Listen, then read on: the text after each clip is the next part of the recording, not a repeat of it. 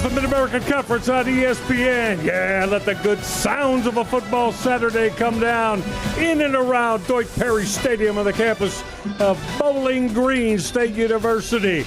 Welcome to this one as the Liberty Flames are in town to tangle with the Bowling Green Falcons. Michael Regai, pleased to be joined as always by the national champion of the 1997 Michigan Wolverines, Marcus Ray. All right, this one today.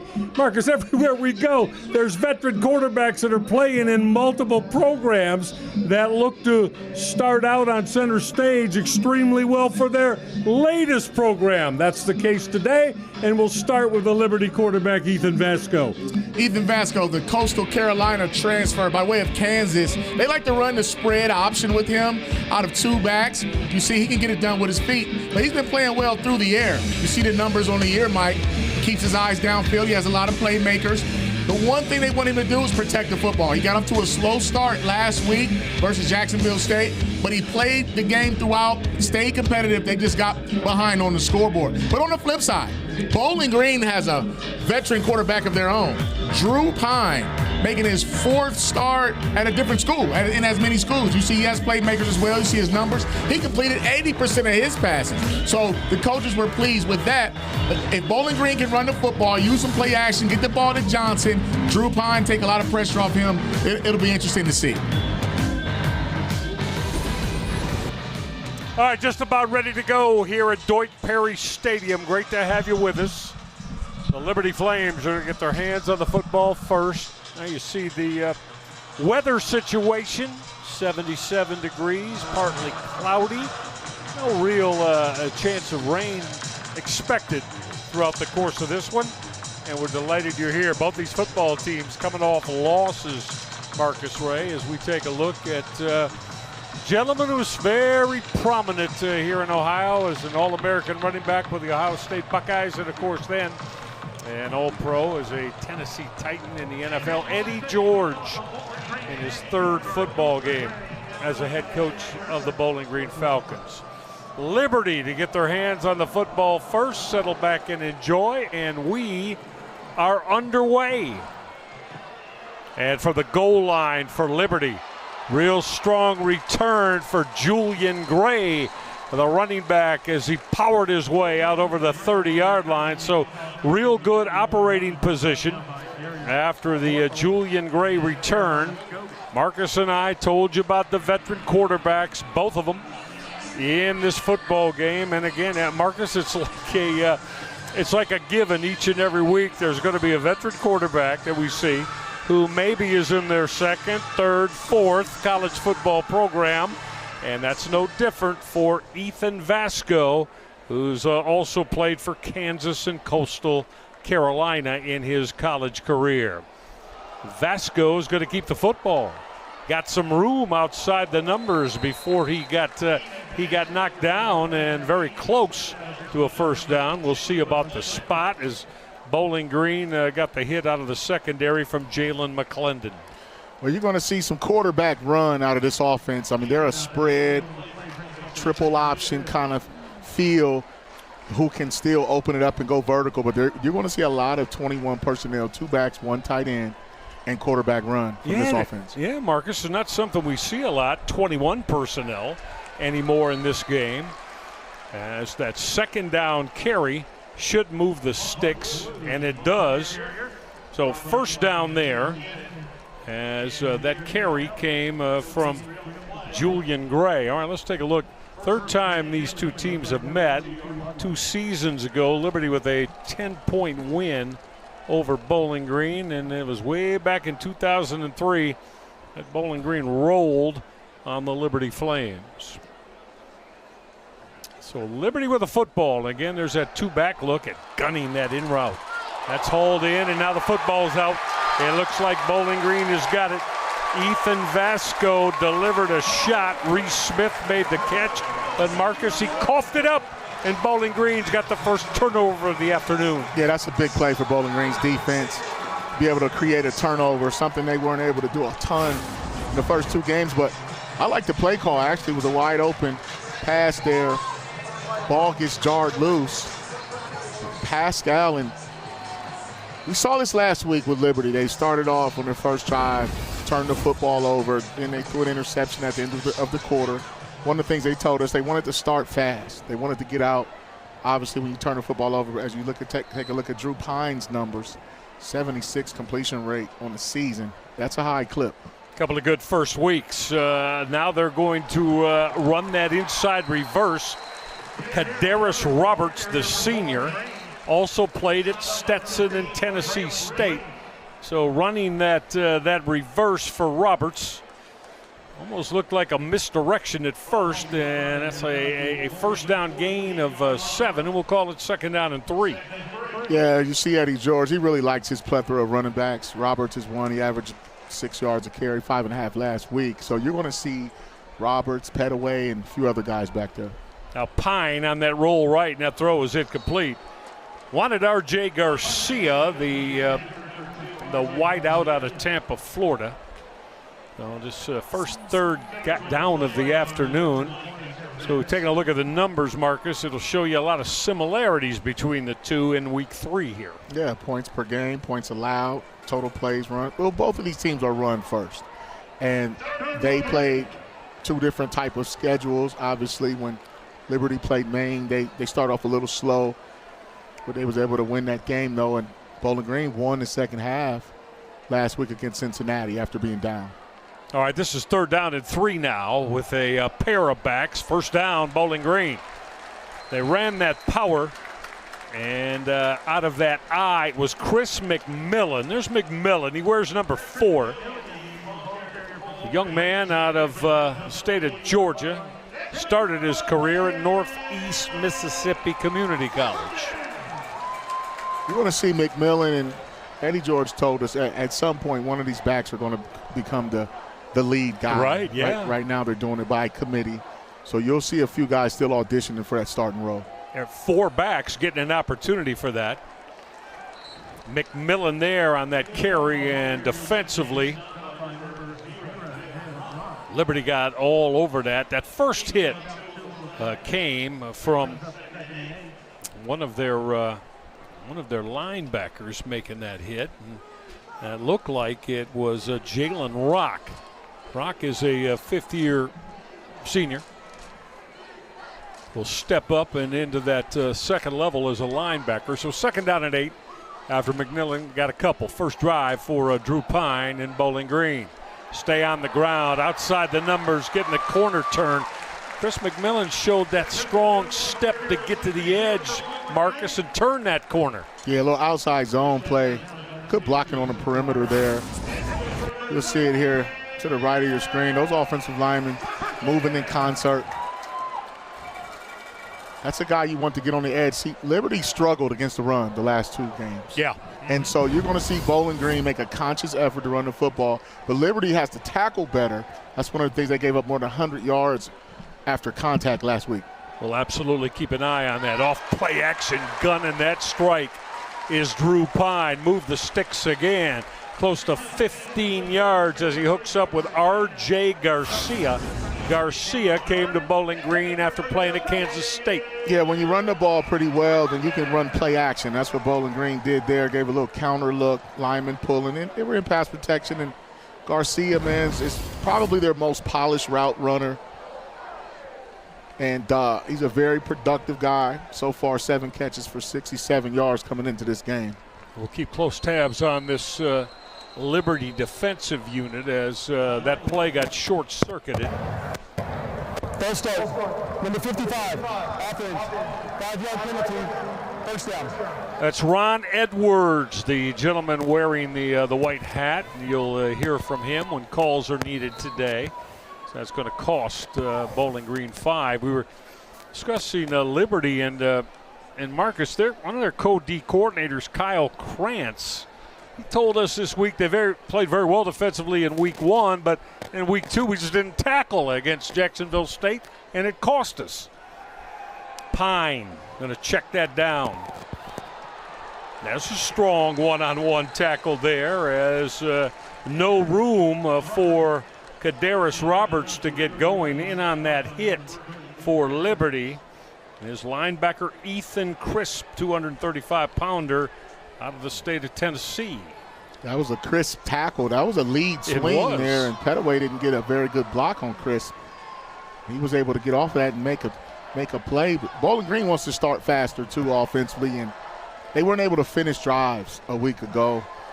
They were able to cross the 50 4 times and come out of there with 0 points. 4 wide receivers now at the top of your screen. That quick throw from Drew Pine connected with Kadarius Roberts, but again, coming up with strong anticipation out of the Liberty secondary. That's Dexter Ricks, a junior out of the state of Georgia. Watch Ricks get up and get on that hit. Yeah, that almost was intercepted. That was a nice job of Ricks getting off a block, first of all. Middleton did not hold his block very long. Bowling Green wants to try to get the ball in space to some of their playmakers, but they have to block better on the perimeter. And again, going back to co-DC Kyle Krantz, he knows that Bowling Green wants to be very physical in the run game. So he emphasized to Marcus and I, we've got to stay consistent in the way that we look to line up and finish plays, make tackles. They were not happy with it in the loss last week. All right, we get a timeout. Bowling Green with his first timeout. We're about 6 minutes in. Bowling Green on the move. Looking for the first points of this afternoon at Doak Perry Stadium.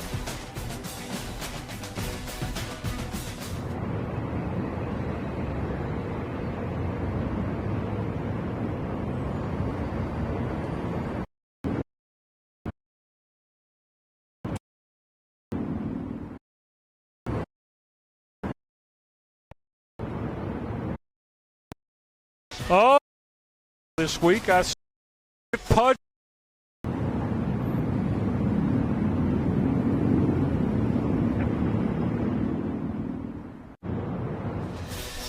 Oh, look at Pudge the Cat. He is an internet sensation. Wow. Every time I looked at something that I thought was connected with Bowling Green football this week, I saw Pudge. As he has, now look at him, he's got his own fun sticks and costumes that the Bowling Green students are rocking with. Drew Pine is hopeful that kind of starts to get their offense rolling too, as in putting a lot of points on the board. Bowling Green, as we mentioned, trying to bounce back from that loss last week down in Cincinnati. They got beat by the Bearcats 34-20. Drew Pine, and this is now a 3rd and 16. That line to make to keep this drive alive is all the way down at the 14-yard line. 3rd and 16 with 5 receivers. Pine will trigger. Went through the hands of intended receiver Reese Stocksdale. So let's see what Eddie George has got in mind on 4th down here. And it already looks like he's got that kick team out. This is Jackson Cleather. Cleather, the field goal kicker. Marcus, you and I were watching him pregame. He was pretty consistent from 53 all the way up to 58 yards as we checked him out going through his warm-ups. Yeah, a couple of weeks ago, he knocked in a 56-yarder against Lafayette. So they feel very comfortable with his leg and his range in this area of the field. Right hash, it'll be from 48 yards. Oh, he's got a lot of leg. He's also got the accuracy correct. Put 3 on the board with that 48-yard field goal hit for Jackson Cleather to put Bowling Green on the board first. BG gets points on their first drive of the day. 3-0, Bowling Green on top. We'll see Liberty with the football again when we come back to Doak Perry Stadium.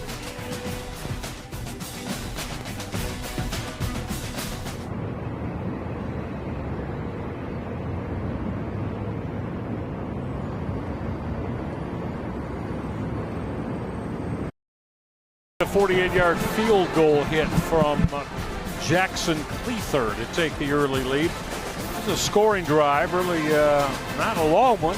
Went 29 yards to get them on the board, but put points up they did as Eddie George's football team on their first drive of the afternoon. A couple of years ago, the Bowling Green Falcons were handed a setback as the current head coach of the Liberty Flames, Jamie Chadwell, racked up his first ever head coaching win in the 23 season. I'll tell you a little bit more about that coming up in a moment.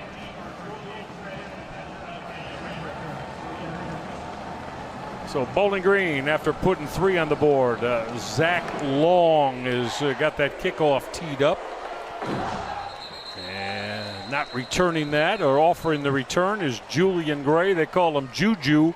Terrific return man he is. All right, let's go back. This is Jamie Chadwell, Marcus. There's Jamie. An outstanding job at Liberty, and it was Liberty that got him his first win. They had a really good team in 2023. Won the conference, undefeated, played the Fiesta Bowl.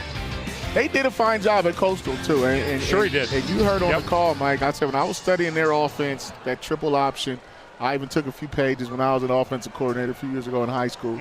I really like what they do offensively with the option game and running the quarterback. Jamie Chadwell got a kick out of that. Oh, yeah, he told him that. He probably was wondering where I got the film from. Ethan Vasco off the mark on that first throw as now this Liberty offense. Marcus, how do you think as they go into now Conference USA now? Do you think all their success, does that matter? Do you think it's going to continue to apply in Conference USA? I think it's going to continue. I mean, every team is different. You have to recruit your roster as far as the portal. But I think they're very competitive and capable. They just have to – this team has to create their own identity from prior teams. See Bowling Green defensively all over that, running that reverse. Evan Dickens got knocked down as Bowling Green defensively. It's Chris McMillan. See McMillan well, let's check that. That's Gideon Lamprin. We got a pair of 4s, and that's college football. It happens a lot. Gideon Lamprin. And Bowling Green's on defense, a 220-pound junior wearing that number 4. Vasco's going to take a shot. Got a flag. Seemed to be a little bit of contact. Reese Stocksdale was running that route. Let's check that. It was Jamari Person that was in coverage. And that is going to be a hold that's going to go on Bowling Green. Person wide receiver for Liberty that was running that route. And Bowling Green is going to say deep out. That Bowling Green was attempting to keep covered. But that was a veteran move there by Vasco because Person wasn't open, but he saw that there was some contact being made and put that ball in flight and was able to pick up the penalty. He's going to put the football now at the 37-yard line. Now with that late pitch in the run game, just not a lot there for Evan Dickens as Bowling Green came up to put that hit on. So Keon Washington out of his cornerback spot. Yeah, and you'll see Gideon Lampron make that tackle there. Good discipline on the option, but Bowling Green has 2 of the finer linebackers in the country. When you talk about Dorian Pringle and Lampron, they've been playing extremely well. Even opposing coaches have sang their high praises. Yeah, really have, as we found out this week. Again, off that play fake. Oh, what a shot that was. Are they going to check that now? And well, the ball carrier was quarterback Ethan Vasco, and look at this shot that is put on right there. That was Bowling Green's Kal-El Pascal who made that hit. Well, I'll tell you what, I mean, that was an excellent tackle, and that's one of the risks you take when you run quarterbacks, and they don't slide. I mean, he did not give his body up. That was a bang play. Obviously, he's leaving the game for a second here. We're going to take a look and see. Now, from my eye, I would say it's not because he didn't lead with the crown of his helmet. Okay. And he actually turned his body to where it was more contact with the shoulder pad. Now, Vasco's going into the tent, the Liberty quarterback. Kal-El Pascal, 195-pound sophomore out of Miami. Had 6 hits, 6 tackles a week ago in what, of course, was that Bowling Green loss at Cincinnati. Now there's a good look at Paschal. And he got the reputation, I mean, we're told. He loves to hit. He loves to, bring the wood on ball carriers, receivers, quarterbacks. That was about as downhill as you're going to get. Oh, yeah. Vasco's in the 10th. His replacement there, Michael Merdinger, 6'2", 210 pounds. We'll see if the offensive game plan changes with him in the game. Merdinger had that pass dropped, knocked down. He was looking to set up that inside wide receiver screen, and Bowling Green got all over it, coming up to knock that down for the Bowling Green Falcons and make that play for BG. Yeah, Eddie George likes that. He wants his defense to get off to a fast start too, creating obviously the turnover on the first one, and now forcing a punting situation. But Bowling Green's defense is playing a lot better right now versus last week in the first quarter. Yeah, they really are. That was David Afogo, by the way, on that hit. Boy, that punt was a strong one that certainly was able to go out of bounds inside the 10-yard line, non-returnable. And that's where Bowling Green will start. Falcons on their second possession here in the opening quarter. They've got a 3-0 lead on Liberty.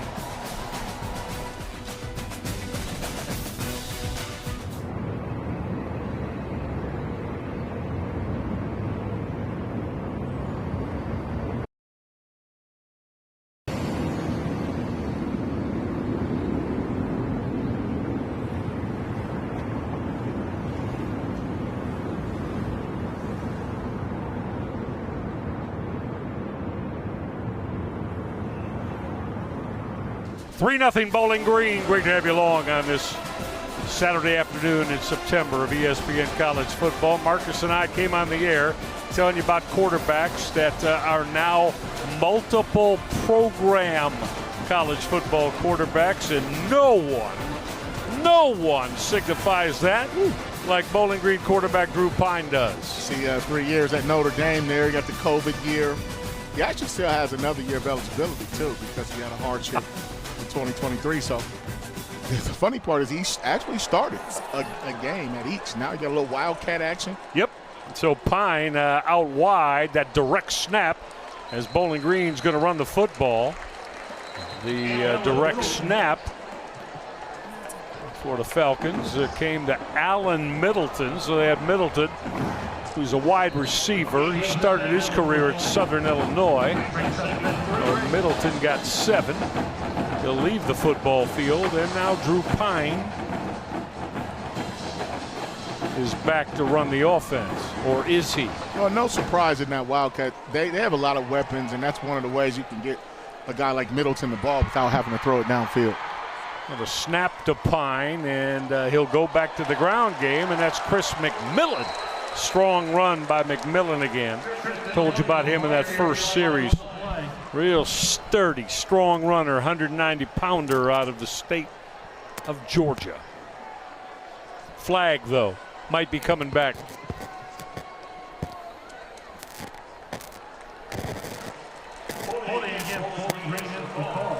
Yeah, we're having a little problem with the microphone of our game referee today, Ron Edwards. That's Edwards there, the man who wears the white hat. We'll see if we can get that squared away when Edwards goes to turning on his microphone to give you the whys and wherefores of calls. 2nd down and 8 for Drew Pine. Pine has got Chris McMillan, the running back, offset to his right, and 3 wide receivers. And this is McMillan on the carry. Got a couple of good blocks from the right side of his offensive line. Well, that veteran center, Marcus, Alex Paget, played a lot of football here at Bowling Green, the senior out of Avon Lake High School, which is a real strong program near Cleveland. Yeah, Westlake area. Yep.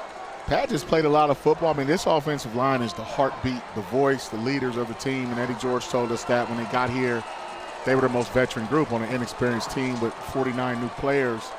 But running the football, having guys like Paget and Paps and those guys up front really make a difference.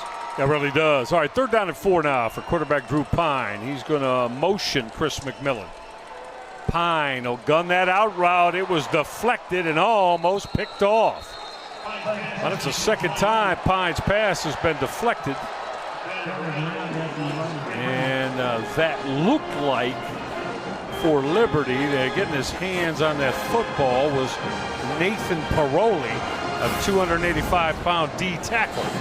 Well, D tackles are taught that if you can't get to the quarterback, get your hands up in the air. And Bowling Green was very fortunate that ball wasn't picked off. It was tipped high in the air. I mean, I remember running up underneath one of those at Michigan about 30 years ago, Mike. I tell you, tips and overthrows is where you see turnovers. Oh, yeah.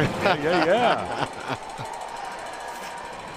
I think I remember you running up under a few of those and coming up with strong defensive plays.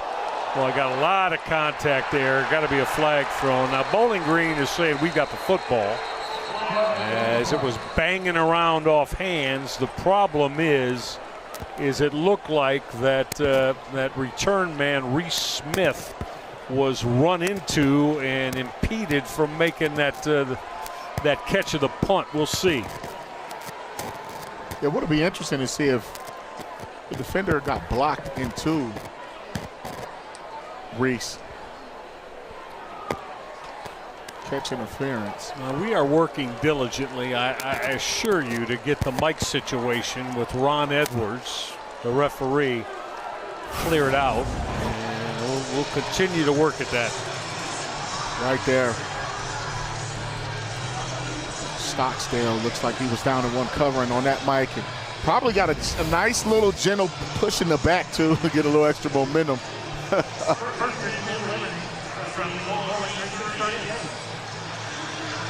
So Bowling Green is going to get the football, trying to add, Liberty with the football. And they get it in very good field position to start from the 38-yard line of Bowling Green for their veteran quarterback. Now checking down, and that quick throw was complete as Ethan Vasco was able to hook up with Jacob Jenkins. That's Jenkins right there. He's a young man who's also playing in his 3rd college football program. Jacksonville State, Coastal Carolina, and now Liberty for the 240-pound fifth-year senior. Yeah, when Coach Chadwell and those guys came over from Liberty, they brought some of those guys that went to Coastal or who were committed to Coastal at one point and went other places. Yes, they indeed did. Now motion coming from Vaughn Blue. Taking a shot on that fade route and is not caught. He went to Jacob Jenkins, did Vasco. I know more of a wheel route. And Jacobs wasn't able to haul it in. Bowling Green with yeah, that was good coverage there by Lamprin, Gideon Lamprin. Reaching in there, trying to poke the football out. You'll see with this offense that because they run the option, a lot of times their play action game will be RPO, quick stuff underneath. But when they take their shots, though, they're trying to hit home runs. Yeah, Gideon Lamprin and Dorian Pringle, his counterpart. Strong pair of veteran linebackers going against Ethan Vasco and Liberty's offense. Now Vasco on 3rd and 4 will trigger the out route. That's a strong throw, hooked up with his wide receiver, Reese Smith, who made that grab. Smith had put a good move on to get open, and Vasco put it on him. 1st down, Liberty. Well, you're going to see miscommunication again by Bowling Green. There's no way he should be wide open in the flat area like that. Good call there by Liberty. So Bowling Green really struggled last week against Cincinnati with coverage breakdowns, communication, who's guarding who, what leverage are you playing. And so that was something Eddie George and those guys told us they wanted to clean up, was the communication where they didn't on that play. They run 2 back a lot, did again off play action, that throw to the end zone. Boy, Ethan Vasco put his hands up on his helmet because he knows he had that there to Vaughn Blue. Now, Blue was one of those 2 backs and came out of off the snap and running free, Marcus. Yeah, he leaked out of the backfield. He faked like it was pass protection. Pascal had his eyes in the backfield, and that was another missed opportunity there by Liberty. But I will tell you what, right now, what they're doing is using misdirection in the backfield to confuse Bowling Green. They'll really test to see if they're going to communicate. 2nd and 10, going to run that inside now, reverse. Well, but Bowling Green is on that, as coming up to make that play, one of those linebackers we were talking about, Dorian Pringle, as he took down Vaughn Blue. Pringle's a 220-pound sophomore, great program, Massillon, Washington, of course, nearby Akron, and Pringle's a real good one. Yeah, you see the numbers, man. That's 20 tackles in 2 games, 4 for a loss. That was in the very first game, so he's a very active young man. He flies around, he can hit you. He's violent, and he's really football smart, too. I like you said violent, because he is that in a most special way. Now fire in end zone. Vasco's got what he wants. We do have a flag, as he was able to drill that touchdown throw to Elijah Kenyon. But wait a minute, we got to wait and see. The O-linemen of Liberty seem to be trying to plead their case. Coming back. That hold is going to be called. It looked like it'll be on Christian Williams, the right guard. Yeah, Christian Williams, he's been pretty active. He's been jawing a little bit, too, ever since Vasco took that hit. But you'll see to the right of your screen there, when your arms are that high and you start twisting and tackling people, he's a transfer from Florida. It's just unfortunate because there was no way the defensive end was going to make that sack. And Vasco took his time, stepped up in the pocket, and they had a touchdown called back. And now it brings up 3rd down and 13. I'm going to go back to the ground game. Solid run, trying to break his way out of tackles is Caden Williams, a redshirt freshman. A lot of chippiness going on here.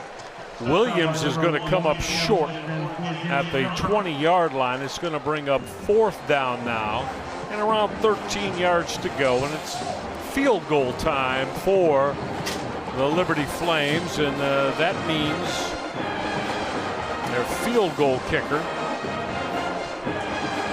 out in this attempt. Is that Braden Beck? So Braden Beck, who usually backs up Jay Billingsley, will hit this from 38 yards out. A lot of leg for Braden Beck, but he missed it wide left. Braden Beck is trying to tell his head football coach, Jamie Chadwell, that he thought that should be good. He thought he had hit it, Marcus. Yeah, he got a little wide right there, and they're talking about it now, but they actually had a kicking competition this week between Billingsley and Beck, Black and those guys, because he just wasn't happy with the kicking game. He said it was disappointing. They also had a chance to block a punt. They covered well, but it's just not there yet, and you see a missed opportunity. It's unfortunate because they did score a touchdown and got called back. Yes, they had a TD called back. Now they have the field goal missed, makeable field goal, and you see the reaction from Jamie Chadwell. Bowling Green on this first snap going to run the football, and maybe getting back to the line of scrimmage on that Bowling Green carry for the Falcons offensively. They'll probably play 4 running backs, maybe 5, as we said. That's Cam Petaway on that first down call. He's a redshirt freshman out of Farmington Hills High School near Detroit, in the state of Michigan.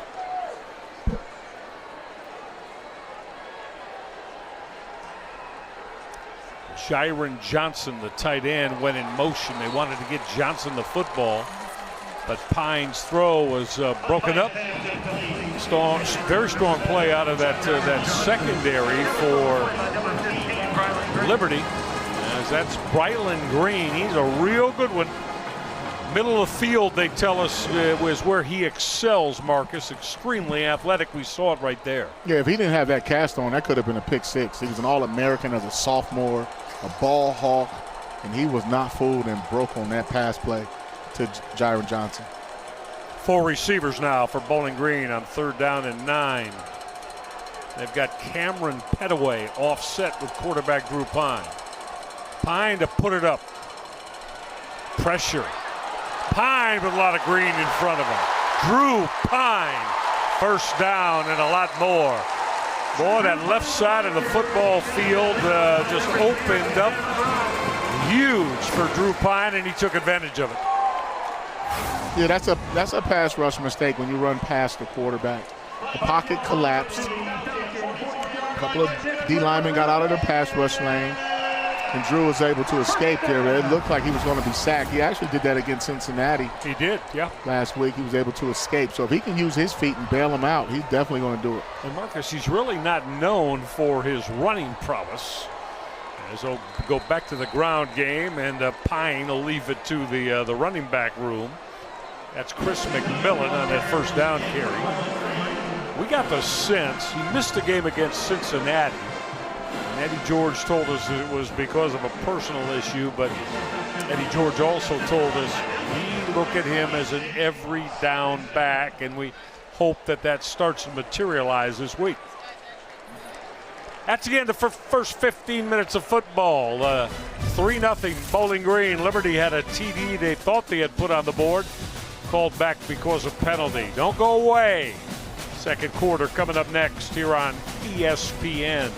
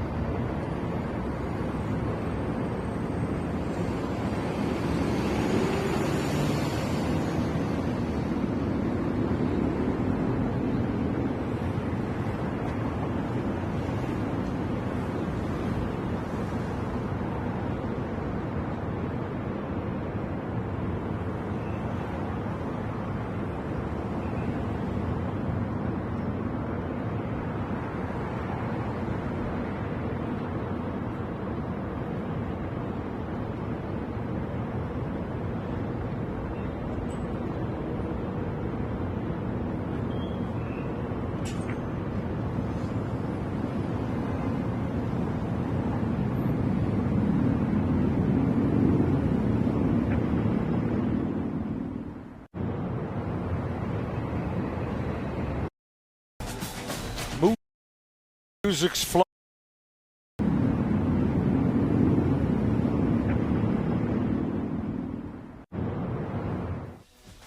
Great to have you along on, the music's flowing, the great sounds that only college football can give you. 15 minutes in the books. Bowling Green with a 3-0 lead and trying to move their way into putting more points on the board. Michael Rega, my partner Marcus Ray, along with our producer Adam Meyer, director Mike Bacon, all of our terrific ESPN crew. Glad you dropped by today.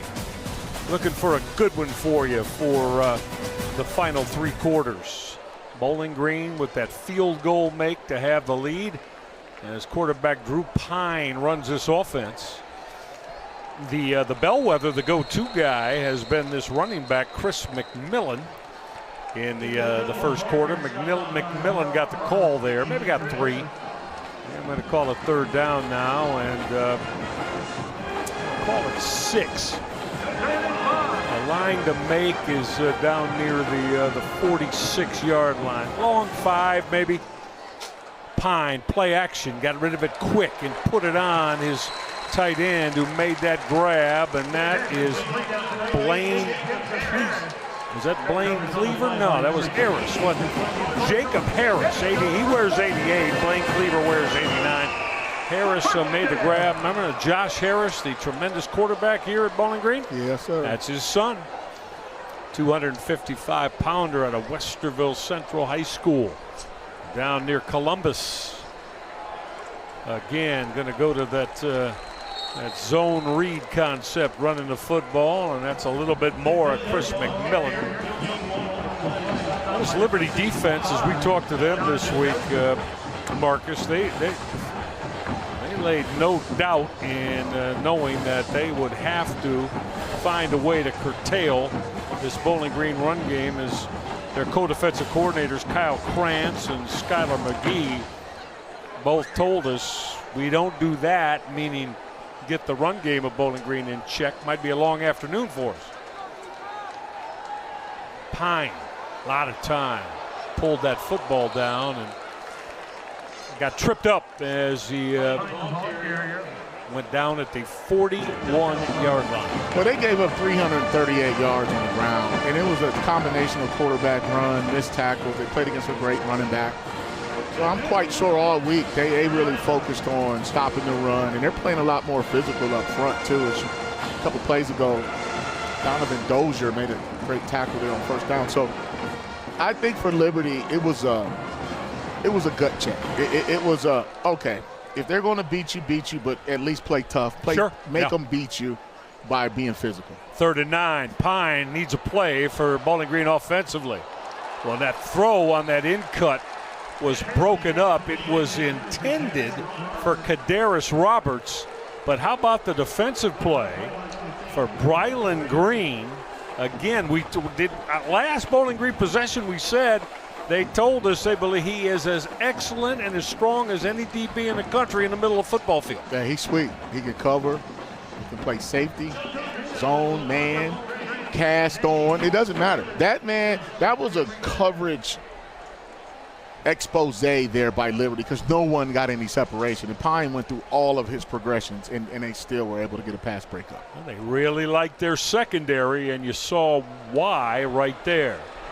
John Henderson to hang that punt high.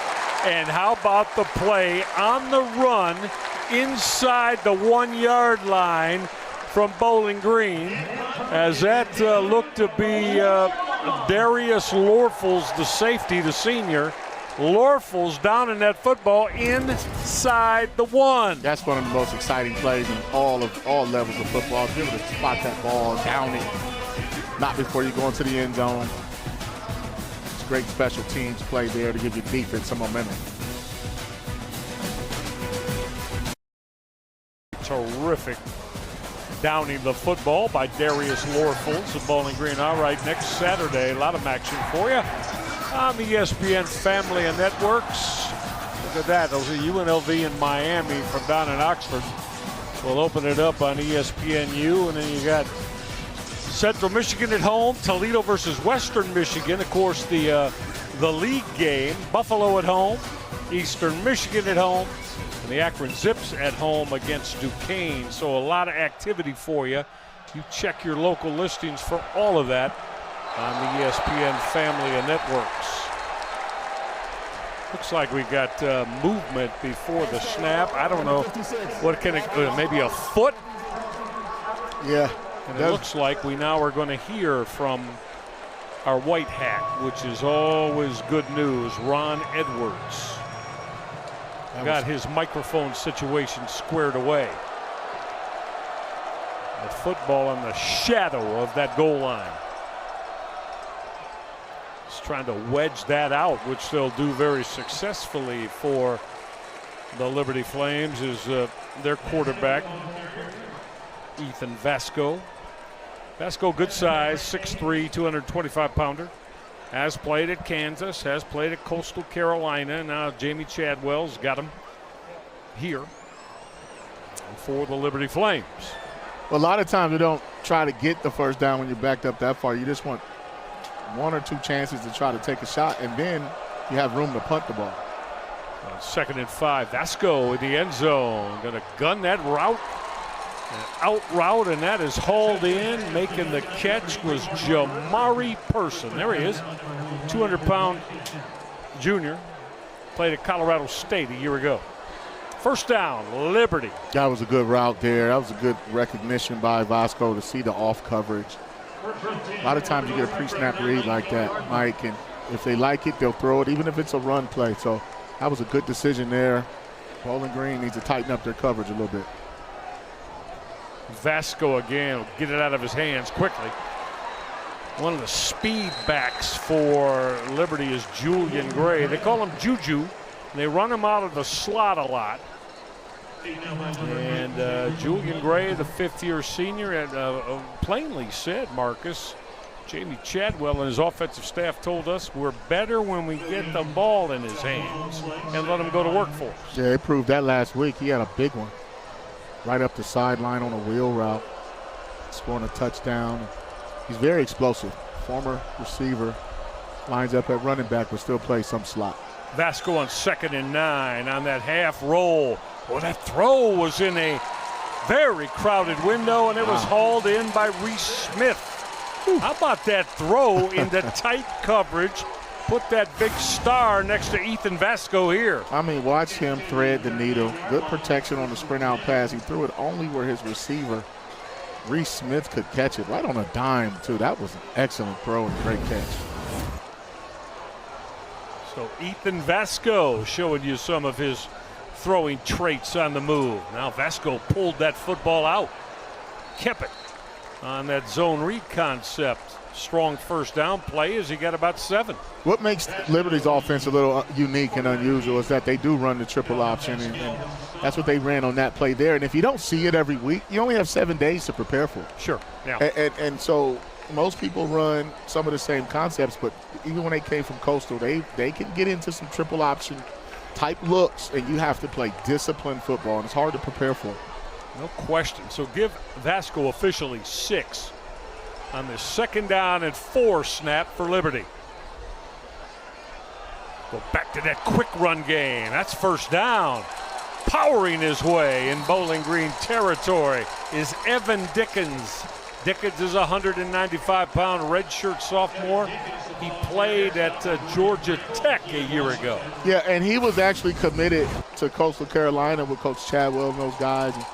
He transferred over, but they said he's been a pleasant surprise. Downhill runner, the most consistent. He had a touchdown reception on a screen versus Maine. I mean, he is their guy at running back. Remember, this drive started from virtually the half-yard line, the shadow of their own goal line for Liberty. Breaking off a couple of tackles in the run game once again is Evan Dickens. So this drive has already gone 58 yards worth of real estate, and really chewing up Marcus most of this second quarter.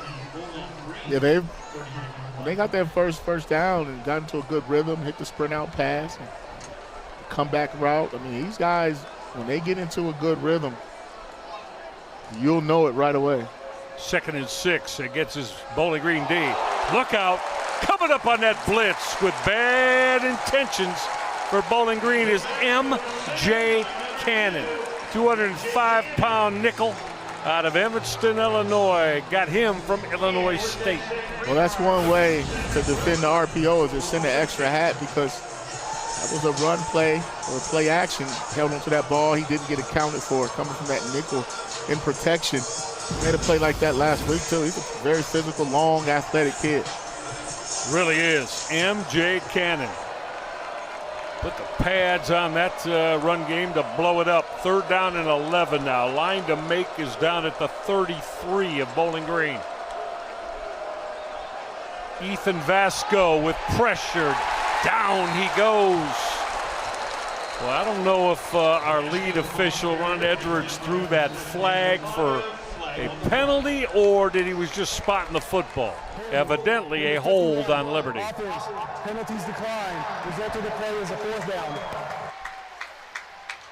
down. What an excellent pass rush there. And that's what you want to be able to do, is get pressure with 3 guys, 4 guys. Bowling Green's very athletic with Eric George. Obviously, that's Eddie George's son coming over from Tennessee State. Fogo, those guys 6'3", 245. Like that rush in position that Micah Parsons and those guys play, those hybrid D ends that can stand up and drop in coverage, they are tough to block. Well, Max Morgan is going to punt the football away.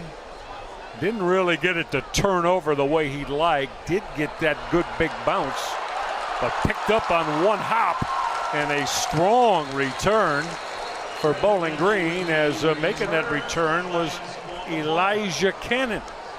Or excuse me, let me check that. That Bowling Green return, a strong return, although we do have a flag, and we'll see if that comes back.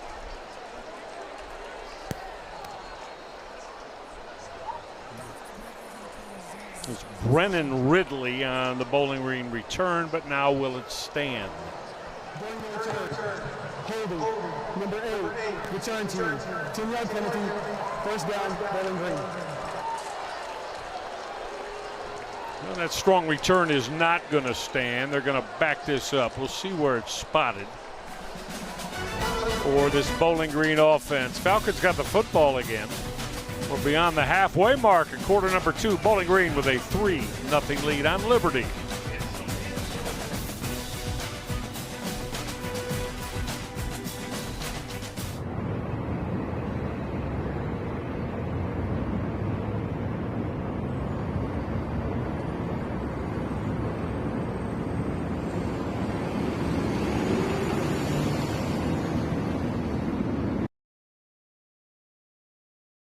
Virtually full at this legendary football venue right near I-75 on the campus of Bowling Green State University. Michael Regai, Marcus Ray, and our crew. Bowling Green going to continue with the ground game on that first down call. And that Liberty defense is really getting after it.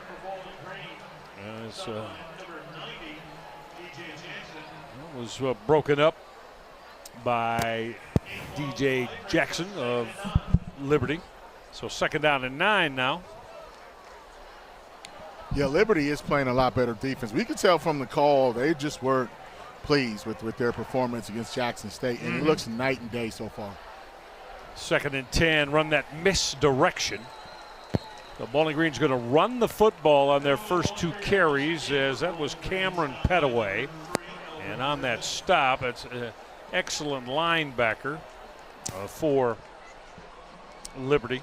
It's not Griffin.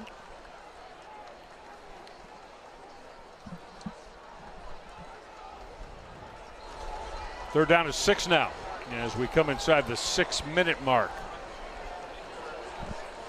Very low scoring defensive battle, but both teams shot themselves in the foot with penalties and with turnovers and field position. On 3rd down and 6, Pine got to step up.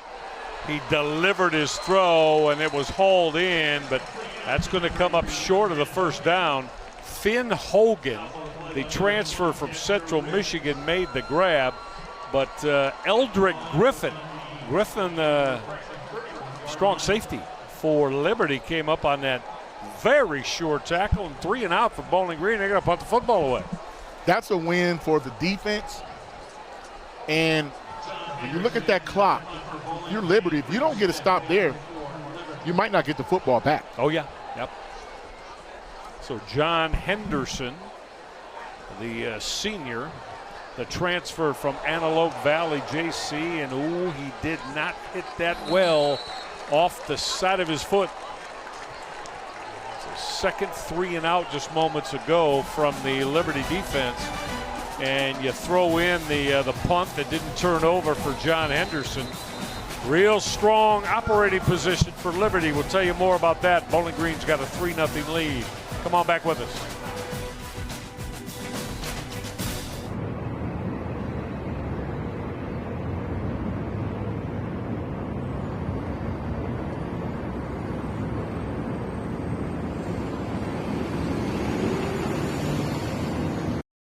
On the move. Yeah. Marcus, it's been quite the ride for Ethan Vesco in his college career, Yeah, you see it, Kansas, Coastal. Anybody that's in that Coastal bracket, Coach Chadwell and his guys had his eyes on you when he was there and his staff.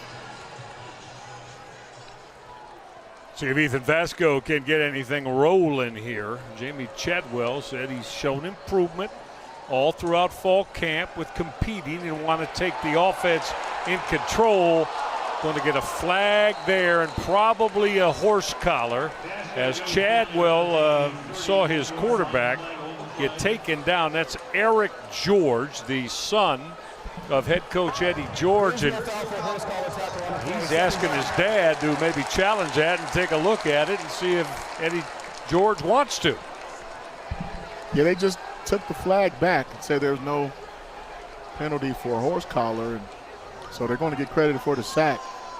Big Eric, man, 6'3", 285, good athlete, came over from Tennessee State. I am to assume, partner, it's early in the season for officials as well, huh? Oh, yeah. You always want to err on the side of safety, though, Mike, right? Yeah, I understand. It's just when you throw flags and then go immediately pick it up, I don't know. I'll just go with what you just said. Err on the side of safety and caution.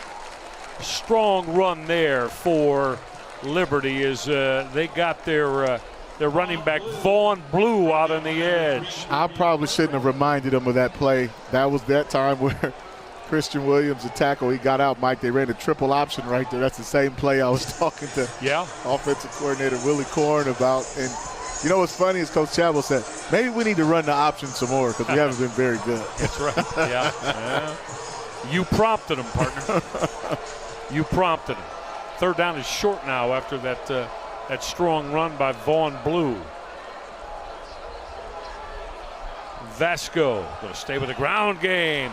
First down, Evan Dickens with speed. Dickens inside the 5. He's in the end zone. Touchdown. Will it stand?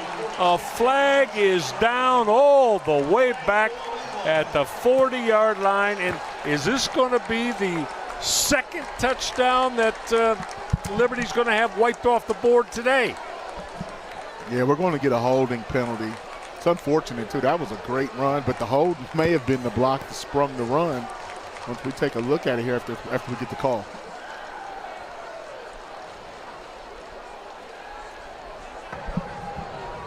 Holding. Offense. 10-yard penalty from the start of the foul. Now, see, I'll tell you what. First down. I got a problem with that. You got to give us a number there if you're going to call the penalty. Well, it could be right here in the middle of your screen. Marcus, that's fine. I'm not saying it wasn't, but you got to identify the guilty party. Yeah. And if they did, that would have been on Casey Kane.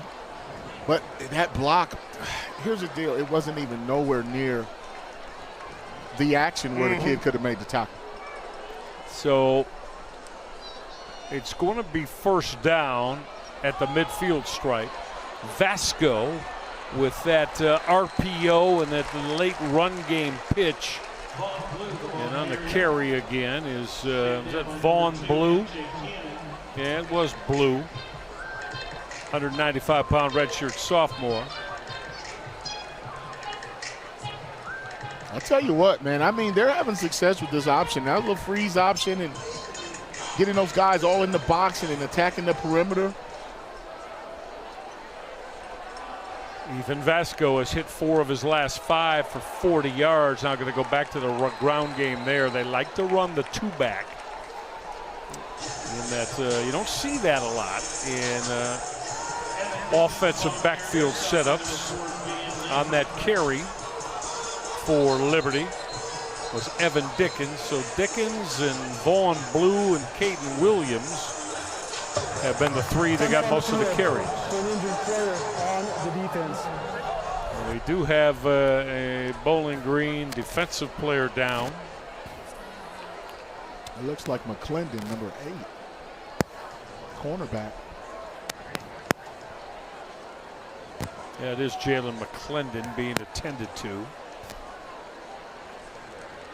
Bowling Green has played, better defense too. Last week, Mike, they gave up 439 yards, 8 per play. Gave up a lot of explosives. The Liberty's coming into this game feeling like they should be able to have some opportunities to hit some explosives in the air and on the ground. Unfortunately, they did. Both of them got called back. Drive killers, as Jamie Chadwell said. So Jalen McClendon will have to come off the football field for a snap at least. What we have left after that is a 3rd down, and we'll call it a short 4. That line to make is right at the 40-yard line. As quarterback Ethan Vasco, this redshirt junior out of Chesapeake, Virginia, looks to get Liberty on the board, and now it looks like Eddie George and Bowling Green are going to take this timeout. We got a chess match going on here. You got the two-minute timeout, injury timeout. Oh yeah, it did come down to the 2-minute mark. Still not used to in anything but the NFL, a 2-minute timeout, Marcus Ray. I'm gonna have to set my my guidelines differently here. We'll be right back to Deutsch Perry Stadium.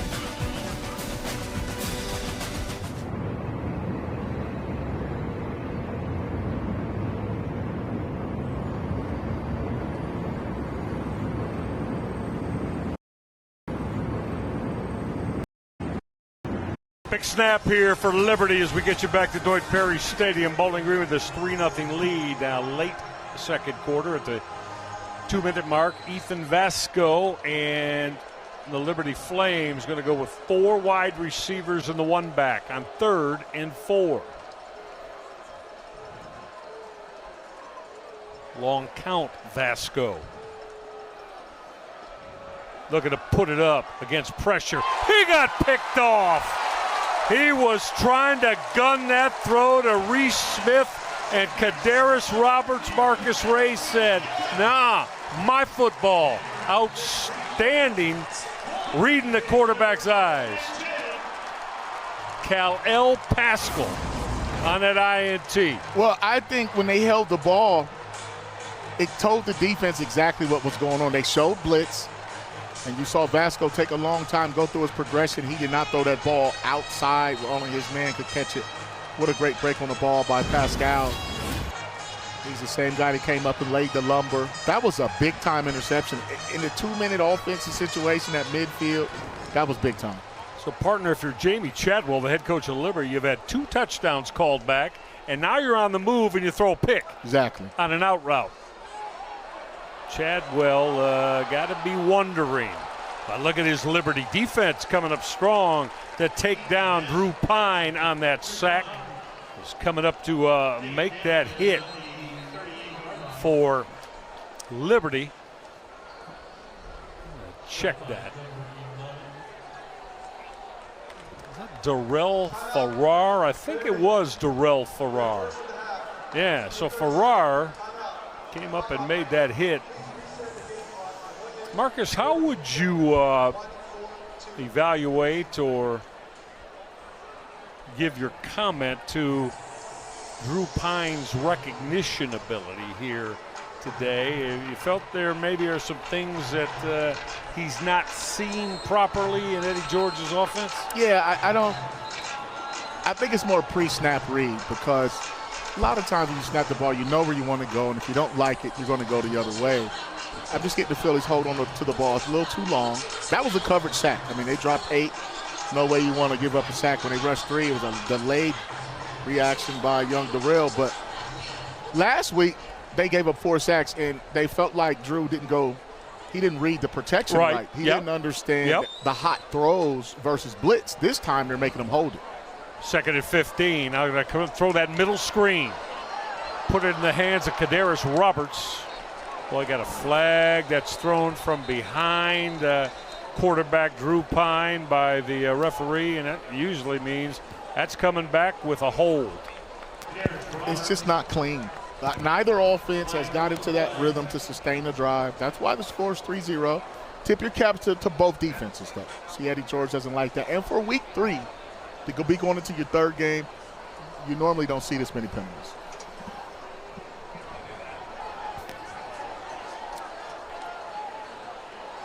Looking at Jamie Chadwell to see what he wants to do with this.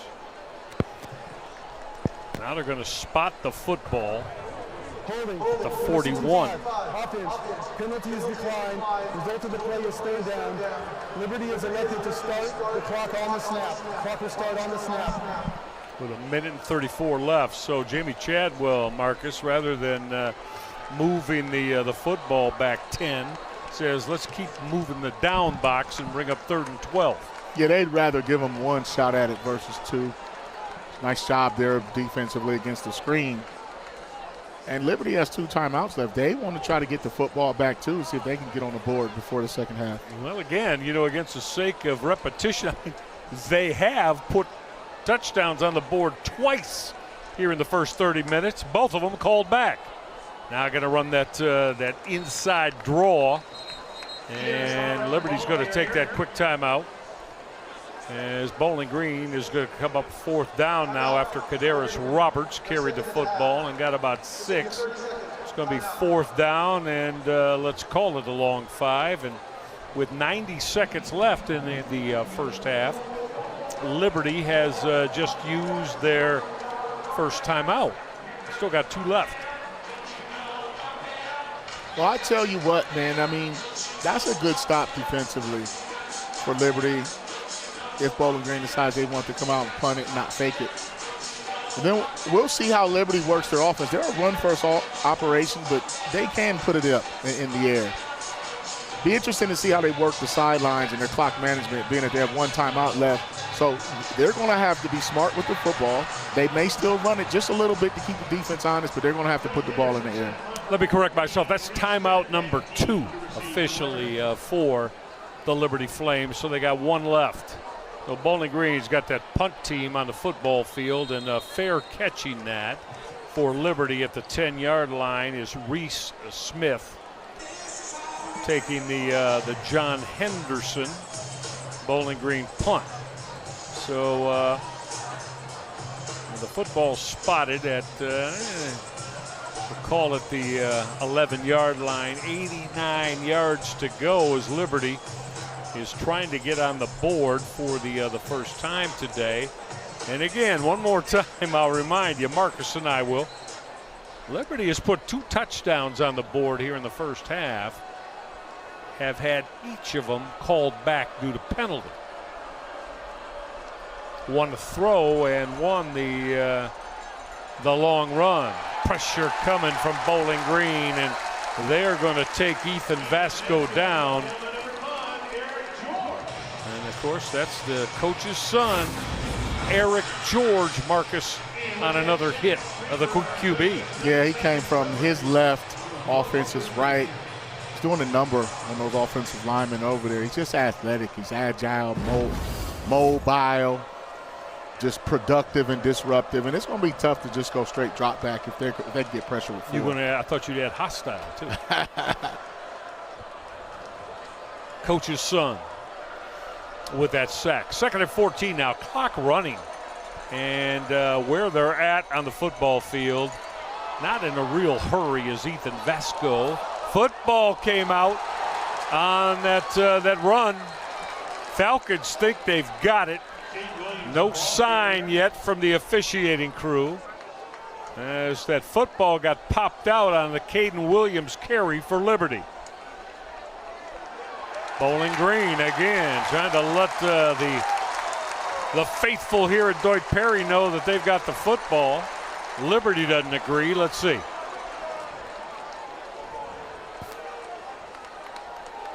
I've been in those piles, man. You have to stay on it until it's all the way over with. Like, you got that right. A lot of scratching and clawing going on underneath the pile. Quite the conversation. 5 of the 6 officials involved in it.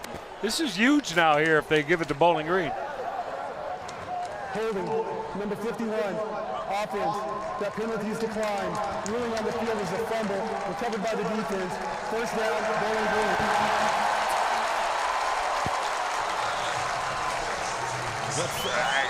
Marcus said the football just had to be flat out taken away. Is it Dorian Pringle? Yeah, he punched it out. And you're seeing a lot of that. That's 9. That's Lorfels. Lorfels got in there and punched that out from behind. And Pringle recovered it. I don't see how he got the football right there. Right here, you'll see coming from the left, your punch right there. Number 9 punches it out, Lorfels. Darius Lorfels, again, this is the 3rd year we're seeing. He's a ball hawk, man. He gets after the football. And that's their second caused fumble and recovered it. You saw it on that first drive. All right, you got 29 seconds left if you're Bowling Green. You got 2 timeouts. We're playing on a short field. Out route. Well, that throw was too short from Drew Pine. He was looking to get the football on that quick out to Finn Hogan. Bring up 2nd down. 25 seconds left. Bowling Green tried to add to their lead. They do have 2 timeouts at their disposal here. Yeah, and they've got a great tight end in Jiron Johnson. He's a matchup problem, and so don't be surprised if you see him streaking down the hash. He has a little wider split, so you know he's going to get out. Where's number 7? This is Jiron Johnson. Pine will gun inside. Excellent move after the catch. R.J. Garcia going to be marked down at the 7-yard line. How about to show a leg and take it away after he made that catch? Bowling Green going quickly. Yeah, yards after contact, something that Liberty struggled with a week ago. Running clock as that first down snap was grounded by Drew Pine. So second down now from the 7-yard line, 15 seconds left. But remember, Bowling Green got a couple of timeouts. I mean, if they need it, they should be able to run at least 3 plays here. Eddie George hoping they don't need that. Yeah, so they can take their shots. They can run the football. 2 timeouts. Second and goal. 6'5" Finn Hogan at the bottom of your screen with that size for Drew Pyne. Pyne will fire the out. Football's got to be caught there. It went through the hands of tight end Jiron Johnson. You had mentioned him a moment ago, Marcus. Yeah, this is his area in the field where they like to get him the ball. He's a matchup problem. 6'4", 235. But what they ran there was a pick route. They had the 2 outside receivers running slants, kind of like a pick and roll in basketball. And he came wide open, but the throw just wasn't on target. It wasn't on target, but I think I believe Eddie George would tell us, because he thinks so much of his tight end, Jiron Johnson, he wants him to be able to make that catch. 3rd down at 7. Pyne got whistles, going to stop that. They had numbers in their route concept over there, Marcus, before the play was called back. They had 3 receivers on that side of the football field. 5-yard penalty, 3rd down. Fatukasi, he got flagged with the infraction there, false start. Now, Liberty didn't show signs of too much pressure at first, but you could tell they were playing man-to-man. Timeout. Bowling Green. That's their second of the half. 30 seconds. Timeout. So Eddie George is going to use one of the 2 he had remaining to talk about it. 3rd down and 12. I would imagine, though, Marcus, if they're not able to get in the end zone here, you're probably going to see that field goal team come out again to put points on the board. Yeah, I was a little surprised they didn't run the ball, especially having 2 timeouts left. I mean, even though that was a good call to Johnson, I mean, if you catch the football, you score. I think could have caught the defense a little bit off guard, because now you're probably in a more of an obvious passing situation, being in the 12, 13-yard line. 12-second left. Let's take a look at the receivers. Jiron Johnson, R.J. Garcia, Allen Middleton, all 3 of them to the left of the formation. The one running back, Markel Porter, to the left of quarterback Drew Pyne. He's going to throw the fade, corner of the end zone, rising high and hauling that in. Outstanding catch by Jacob Harris. Harris made the touchdown grab from Drew Pyne.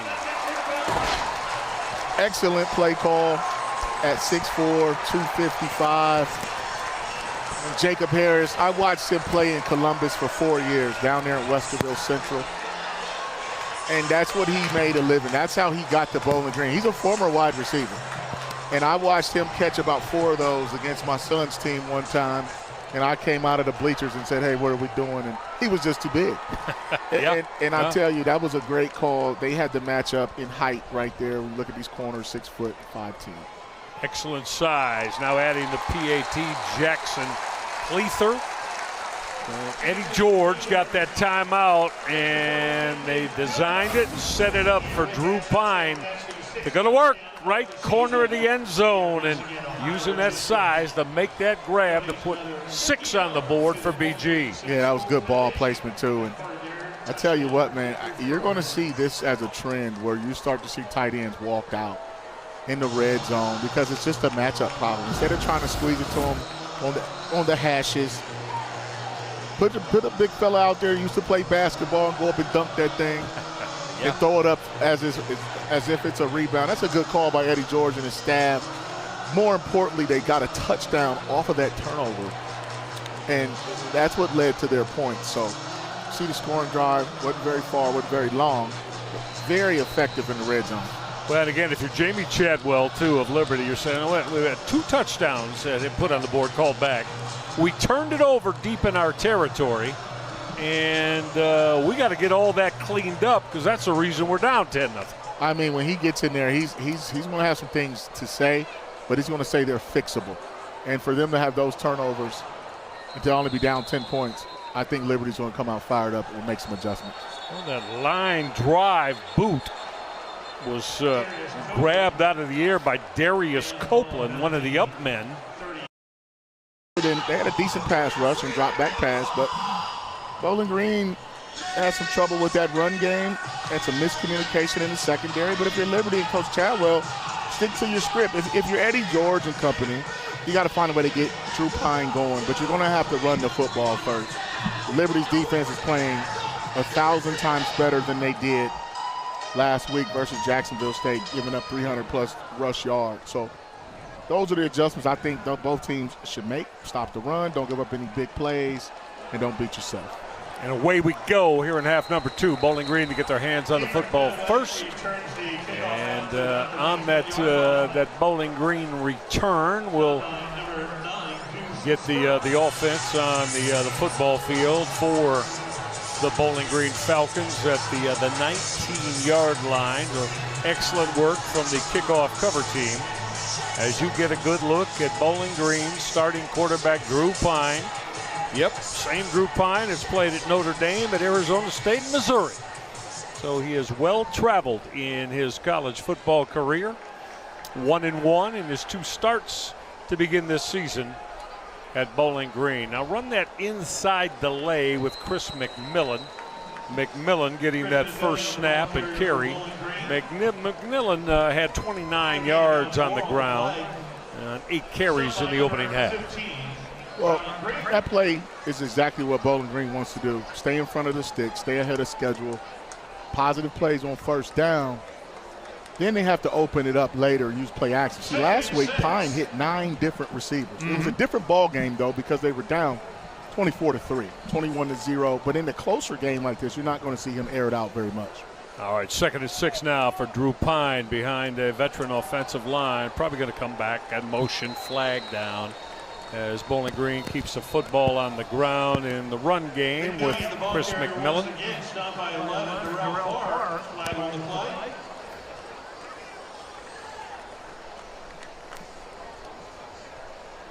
You talk about it and see, it's unfortunate because you're in 2nd and manageable. And if it goes against Bowling Green, now you're in that behind the sticks. Illegal formation. Offense. More than 4 players in the backfield. 5-yard penalty. Repeat the down. Yeah. Please put 14 minutes, 7 seconds on the game clock. 1-4-0-7, please. And Marcus, I think wide receiver Finn Hogan was the guilty party. He was not lined up on that line of scrimmage, and hence you wind up with 4 in the backfield, which is a offensive no-no. That's why you have to check with the officials when you line up on the outside. So 2nd and 11 now. Pine on that roll left. Got it away late, and it was dropped by running back Cam Petaway. Going to bring up 3rd and 11 here on this opening drive. So not exactly what Eddie George was hopeful of. First time his offense has the football. Petaway led the team in rushing a week ago. And 2 weeks ago, he had a 90-plus yard kickoff return. So he's an explosive guy, and they have to find a way to get him involved, too, as they do this running back by committee. Now it's an obvious passing situation. We'll see. Liberty likes to play man-to-man in these situations. 4 wide receivers, 3 of them in that triangle. Now Pine will gun that throw, hauled in by Reese Stocksdale. It was 5. Let's say Brennan Ridley. Stocksdale wears 6. That's Brennan Ridley with that number 5. First down, Falcons. So anytime you get a bunch formation, 3 guys all bunched in together like that, Mike, versus man-to-man, what they do is play in and out. The guy in the middle, he stays on the point man, and then the inside defender and outside defender, they just wait for it. That time, both guys went inside. That's why he was wide open. Yeah, it worked for Bowling Green. Off that quick throw, that was dangerous. It was caught by Reese Stocksdale, but did you see the come up out of that cornerback spot for Liberty's Dexter Ricks? Look at Ricks, he's right there. Actually could have picked the ball off. He looks inside there. He could have snatched that one, but That's a great play, great reaction. Now, off of that, you'll see a pump and go. You get cornerbacks flying up that fast. He was in cover two. He had the flat, so that was the right read. He's the field side corner. Great break. Negative play for Bowling Green. Second down and 13 now. After that completion resulted in a 3-yard loss. Empty with 5 receivers. That play was waved and whistled off before it got started. First start, number 55, offense, 5-yard penalty, second down. Crowd was oohing and eyeing because Brennan Ridley made that extended one-handed snatch. Check this out from Ridley. That was another good play there. All for naught. By Ricks, but whoo, you can still put that on your highlight reel now, that little one-hand spin-around jammer. Second and 18 now, and this is the Bowling Green initial drive of the third quarter. Empty for quarterback Drew Pine. He'll throw the out, never had a chance. Reese Stocksdale did not pick up the football until it was sailing over his shoulder. Third and long for Bowling Green. Just not a good start to the second half for Bowling Green offensively. Negative plays, penalties. Now you're on 3rd and 2 sticks. Obvious passing down, but they could run a screen here, but they're spreading this defense out on a lot of these formations. Watch for that 4-man rush here. Yeah, 6'5" receiver Wynn Sharp has checked in. But on 3rd and 18, Eddie George opts to run the football. Strong move from Kadarius Roberts after he took contact and shook it off, but Bowling Green still going to come up well short of the sticks and going to punt the football away on 4th and long. Yeah, I like the call there. Just get the possession over with. Punt the ball, play defense. I think that was more of a second down call, Mike, because he probably could have got the same result and then had a 3rd and 9 or 3rd and 6. So, nevertheless, good stop there by Liberty. They're flying around to the football. Their defensive coordinator, Krantz, told us. And Skylar McGee, they just didn't like the effort. There was something about their lack of effort against Jacksonville State, and they found a way to fix that today. Fair catch being called for by 5th-year Liberty senior Reese Smith. And Liberty's going to get their hands on the football to begin the first time here in the third quarter. Flames trail Bowling Green 10-0 when we get back to Deutsch Perry Stadium.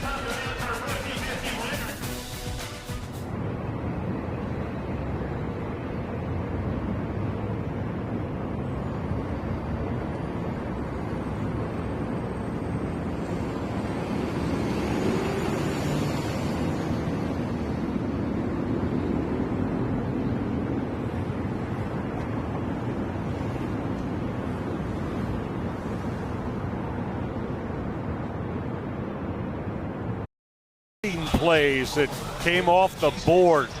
Liberty has a couple of touchdowns. They were both called back because of penalties, Marcus Ray. Yeah, it's unfortunate. You see it right there. It's kind of after the play, out of the way. I tell you what, man. I know Coach Chadwell chewed out a few ears. And I'll tell you what, Liberty has a great game plan. They haven't been able to finish drives. They're playing a lot better. Look at Vasco's numbers.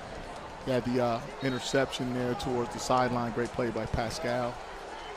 We'll see what the redshirt junior has as he initiates this drive here. On that quick run game pitch. Solid 5-yard carry for Julian Juju Gray. Yeah, Gray is a guy that they want to get the ball to. You see him coming in that orbit motion, going in front of the quarterback, back around to be the pitch man. And you could tell they don't want Vasco to hold that ball. He took that lick early. Took a lick and kept on ticking, went in the tent, but he has not ran that option the same way he did after that hit. Against this Bowling Green 3-4, 7 defenders around the line of scrimmage. And those 7 are all over that to knock that down as that carry came from Evan Dickens, a 195-pound redshirt sophomore from the state of Georgia. Began his career at Georgia Tech before he made his way to the Liberty Flames program. 3rd down and 3. See the spacing of those wide receivers. They're trying to, if they pass the ball here, they're trying to work the hash marks. in between the numbers and the hash, Mike. Hey, they certainly are, and now they'll get motion from Darius Copeland. They'll line up in the slot for quarterback Ethan Vasco. A lot of time. Vasco's throw is hauled in. First down. Football came out. That's going to be a completion to Dante Lee, and probably a fumble after the catch that Lee got back on and recovered his own. Yeah, you can just tell Bowling Green's a physical football team, but that was a great conversion there by Dante Lee. He just cut his route off short, found some grass in an open spot, sat down. That was a good read by Vasco. He had a lot of time to go through his whole progression. Dante Lee from that very strong Dunbar High School program in Baltimore, Maryland. Move the sticks. First down for Ethan Vasco. Vasco will run that pitch. Strong run. Good for in the neighborhood of maybe 17 yards, plus a flag for Juju Gray. Another holding penalty there. That was a good run by Juju. Holding, number 6, offense, 10-yard penalty, first down.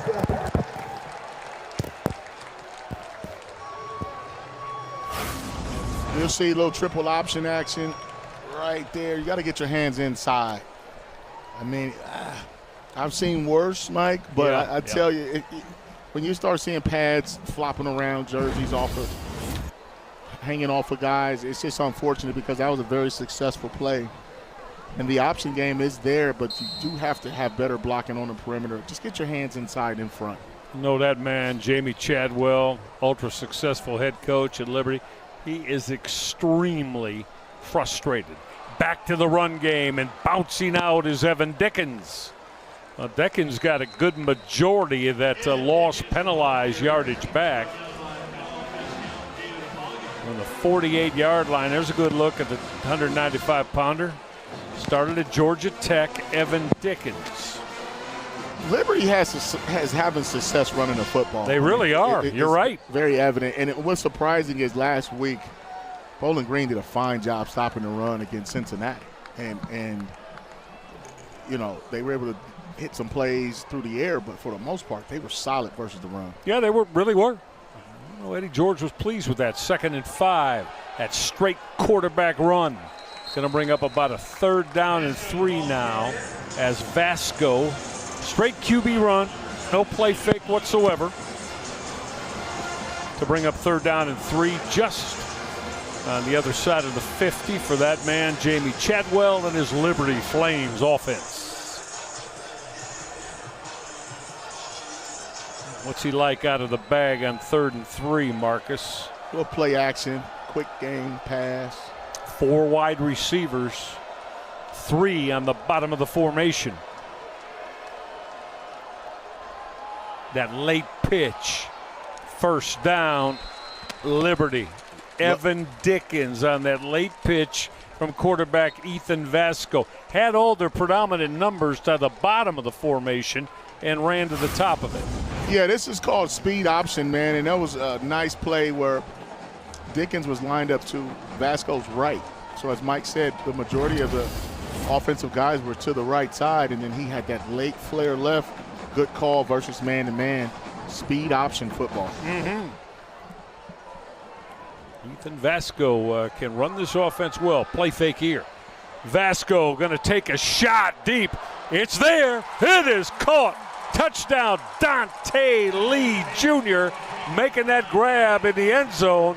Terrific ball from quarterback Ethan Vasco to get Liberty on the board. They're probably all saying, finally. Well, at this point, Liberty knew that they were going to have some shots. Watch the protection, as you see here. Just a coverage breakdown. That's Pascal. He was supposed to help out on that deep middle there. He got a little too nosy. Taking steps up. I'll tell you, as a former safety, man, I did that a few times, and it just doesn't feel good when you get back to that sideline. That corner says, hey, man, thought you had me with my help in the middle. Good play, though, by Liberty. PAT handled by Max Morgan. So Liberty finally gets the big play they want without any flags to detour them. Big touchdown throw from Ethan Vasco to speedy wideout Dante Lee. 10-7 Bowling Green.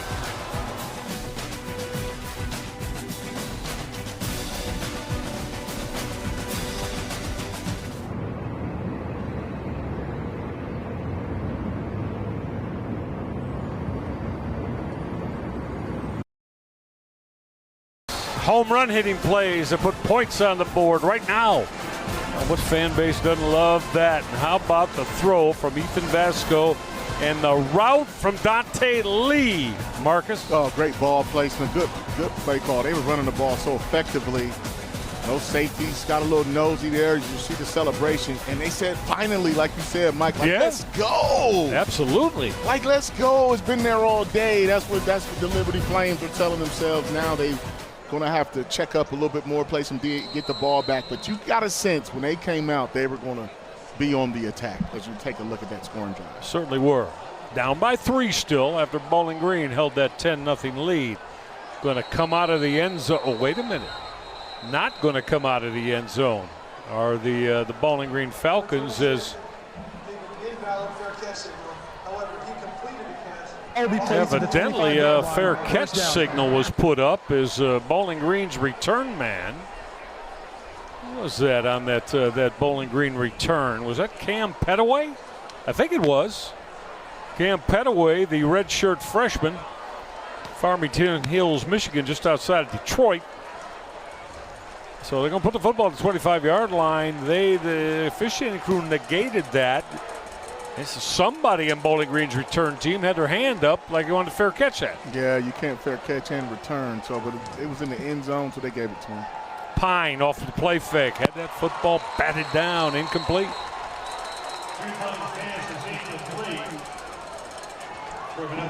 Just got a sense that Bowling Green offensively, minus the turnovers, they haven't really earned it offensively. Now, they capitalized when they got that pass to Jacob Harris down right before the half, but it's just offensively they're just out of rhythm. They're just not there, and I think it's partly because they can't run the football the way they want to versus Liberty's front four. Without question. Great point, partner. That was a freshman, Cam Cullins, who batted that throw down. 2nd and 10 now for Drew Pine. Probably going to be on Bowling Green for motion. Full start, number 75, offense, 5-yard penalty, 2nd down. See, and partner, that's a veteran too. That's a senior from Cincinnati Moeller, Nate Pabst, who's played a lot of football here with the Falcons. Yeah, he played a lot of football, man, and sometimes when you get to moving and shifting and motioning, those linemen get a little impatient, man, get a little shaky. But also, man, I tell you, once again, Bowling Green is behind the sticks, and it's interesting to see how they'll try to get out of this one. All right, this is 2nd and 15 for quarterback Drew Pine. Got time and guns middle. Terrific throw from Pine that's hauled in by Jiron Johnson. First time we have called his name in quite a while. That is 36 straight games at Jiron Johnson with a reception. Yes, sir. And I think they need to get him the ball a little more often, in between the hashes, and try to work those linebackers off the play action. And that was a great throw and catch. 100% agree with you. I'm getting him the football more. He is a deluxe playmaker. Back to the ground game. Couple of yards on that carry from Kadarius Roberts. So yeah, 36 straight now with the reception for tight end Jiron Johnson. Johnson has become such a huge part of this Bowling Green offense. That's now looking at 2nd and 10. I get a sense that Liberty has looked to close things down a little bit more up near the line of scrimmage.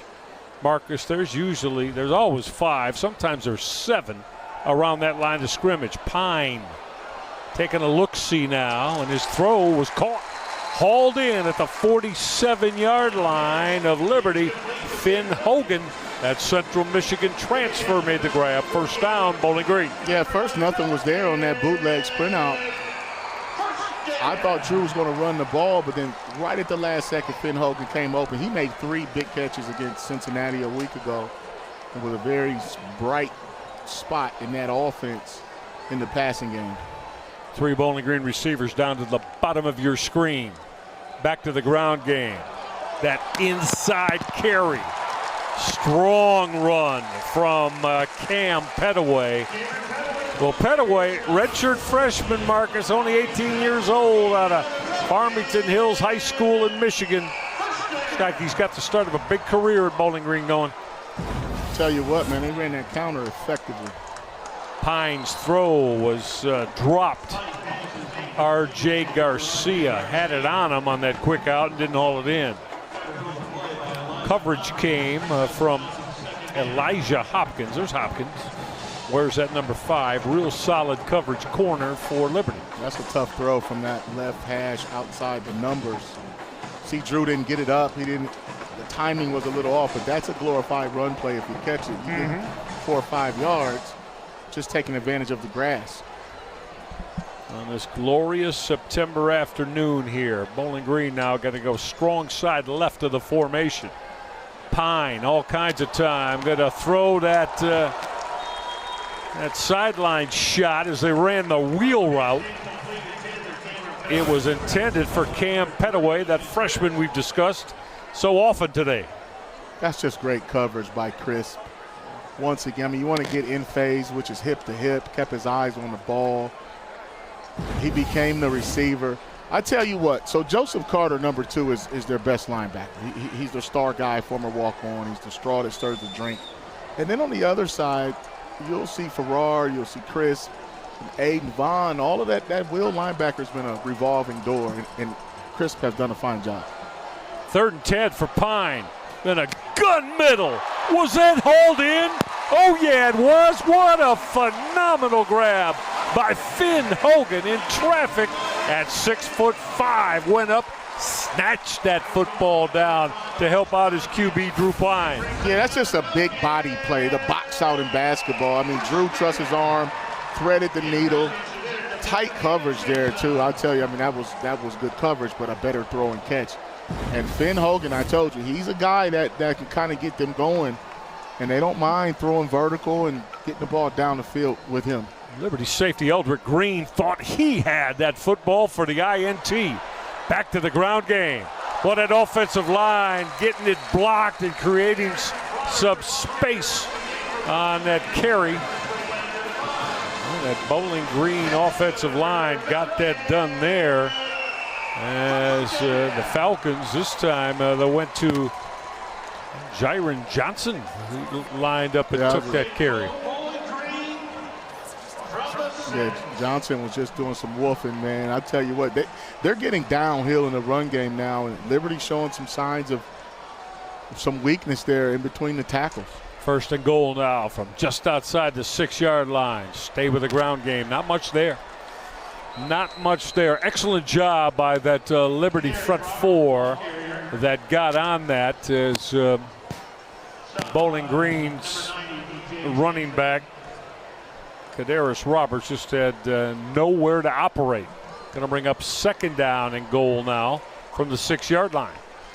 We're inside the 3-minute mark in a rapidly moving 3rd quarter. Bowling Green trying to add behind that man, quarterback Drew Pine, to their precarious 3-point lead now. 2nd and goal. Pine looking end zone. Came back middle. It is caught. Trying to blast his way into the house for the Falcons, but probably going to come up at the 1-yard line. Yeah, we got some laundry on the field there. Yeah, we do. Well, that throw was hauled in. Holding, number 75, offense, 10-yard penalty, 3rd down. 2nd big one on right tackle Nate Paps. Correction, 2nd down. This quarter. Yeah, that's very uncharacteristic for the veteran, the big fella. But we'll take a look and see right there in the center of your screen. When you see a forearm underneath a face mask around the chest and the collarbone area is probably holding. Big fella didn't slide his feet. He got beat inside, and then he just reached and grabbed. That's a good call by the officials. And it's unfortunate for Bowling Green because they were going to have the ball on the 1-yard line. And it has Eddie George shaking his head as Pine was looking at wideout R.J. Garcia. Now Pine again in trouble now. Pine will use his legs to keep the play alive. Completed that throw at the 10-yard line to the aforementioned R.J. Garcia.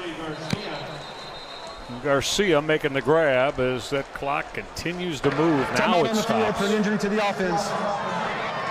Finn Hogan went down. He tripped and fell on his underneath route. Pine is doing a good job extending the play. Those routes have been covered, but the longer he holds the ball, the longer you have to cover those guys. And that was a nice job of breaking that route off there by Garcia. All right, big play here now. 3rd and goal from the 8-yard line. Bowling Green, of course, they'd love to put 7 on the board here rather than bringing the field goal team out. They've got 4 wide receivers down to the bottom of your screen. Pine is going to go the other way. He threw the fade, and that's incomplete. He threw the fade to the right corner of the end zone as he was looking again for tight end Blaine Cleaver, and Falcons themselves in the crowd wanted to see a flag. Was it Jacob Harris or Cleaver? Harris is 88, Cleaver's 89. So the same play that they scored on, Mike, they tried to go back to it, and Harris just couldn't get off the ground. I thought that was great coverage there by Harmon. And I'll tell you what, I mean, fool me once, shame on me. Or whatever it is, Mike. Fool me twice, shame on me. There you go. Once, shame on you.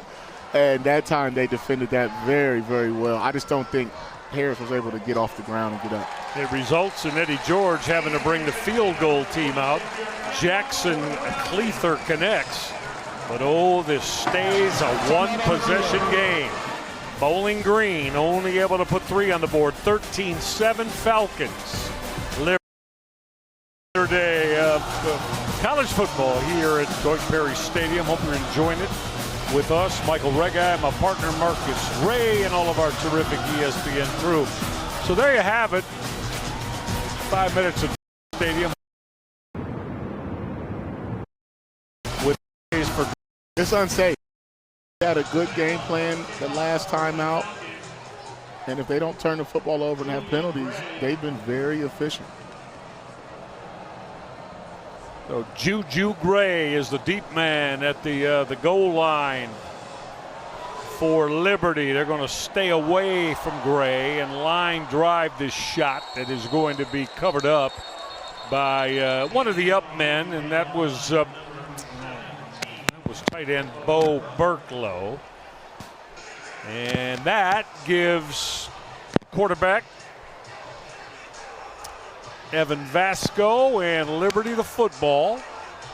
They're down by 6. If you're just joining us, as Marcus and I have told you repeatedly,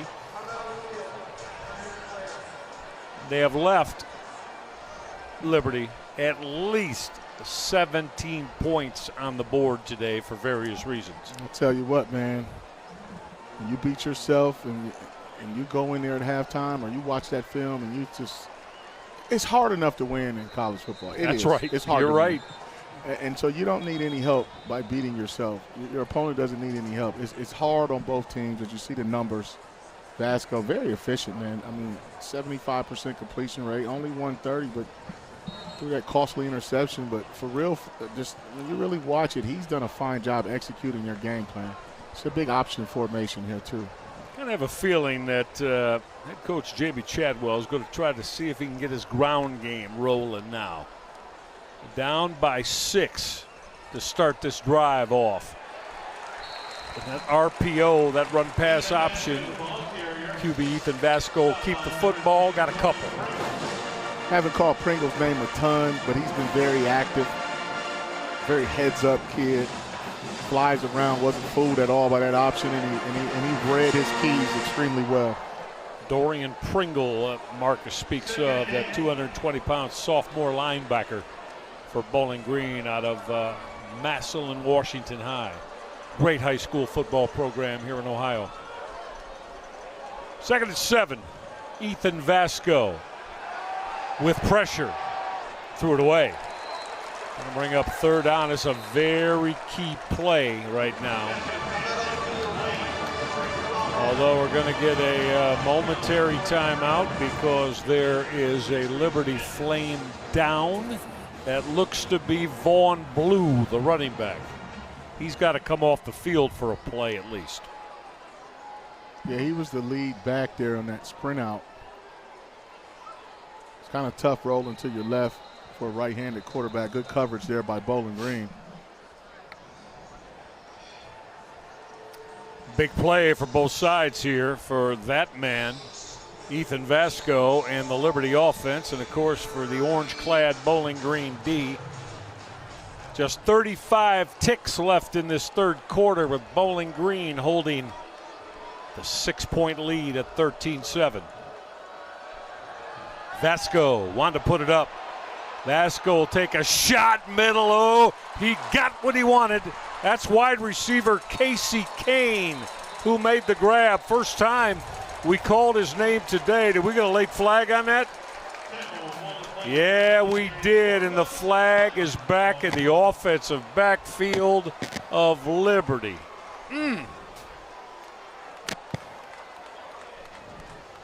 When Vasco has time, though, he really does a fine job of locating the open receiver.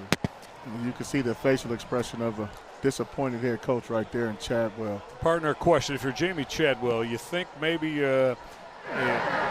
Holding, number 51, offense, 10-yard penalty, replay the down. you're extremely disappointed in your offense for these repeated problems that take away big plays, or maybe is some of that too? I think momentarily Chadwell might think, come on, officiating crew. I'm not sure all of this is 100% here. Well, that what do you think? Well, that one, in his mind, yes. But on that play, Geth definitely was guilty. I mean, the pass rusher wasn't even nowhere near the quarterback. And that's a trick they teach defensive linemen to spin around. That's what he's arguing about right there, saying the defender turned his back. But I will say this. DJ Geth did grab, tug, pull without any penetration in the backfield. And it was a situation where you just didn't have to be that rough, especially when a guy turns his back. Yeah, no, I get you, and I'm certainly not, again, trying to bring up that these are bad calls. But if you're Jamie Chadwell, you got that connected with your football teams frustrating you to begin with. Yeah. Again, another opportunity for Vasco. He's going to try to slide to his right, lost his footing a little bit, and we're done with quarter number 3. All right, the first play of this fourth quarter is going to be the Liberty Flames having to punt the football away to Bowling Green. Falcons with a 6-point, 13-7 lead. Don't go anywhere. Fourth quarter is going to be fun at Deutsch. That's where the Falcons will start when we come back. 13-7, Bowling Green with the lead, and the football. Don't go away.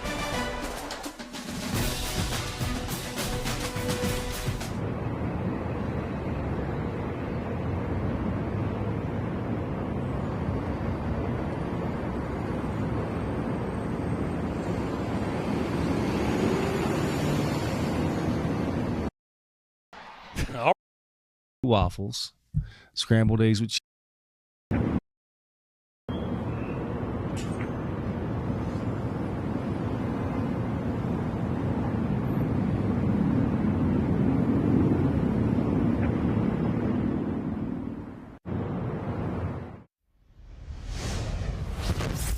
Waffle House to get 2 waffles, scrambled eggs with cheese, grits, and I guess sometimes I get the Texas toast too.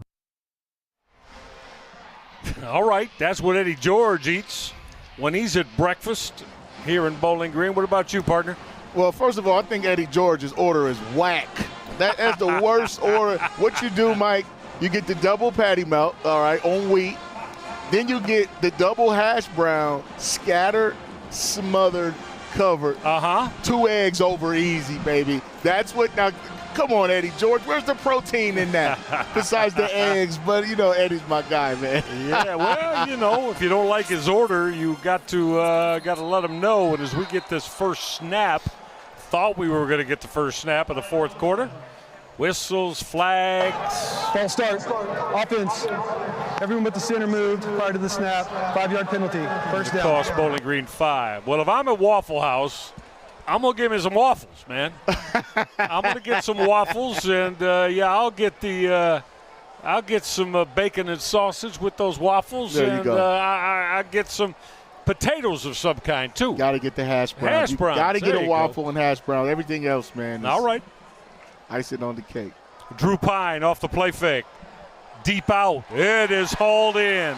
Well, Drew Pine, I think he throws that ball on that deep out to the sideline. The best of his repertoire. Marcus Ray, he hit Jiron Johnson there to move the sticks.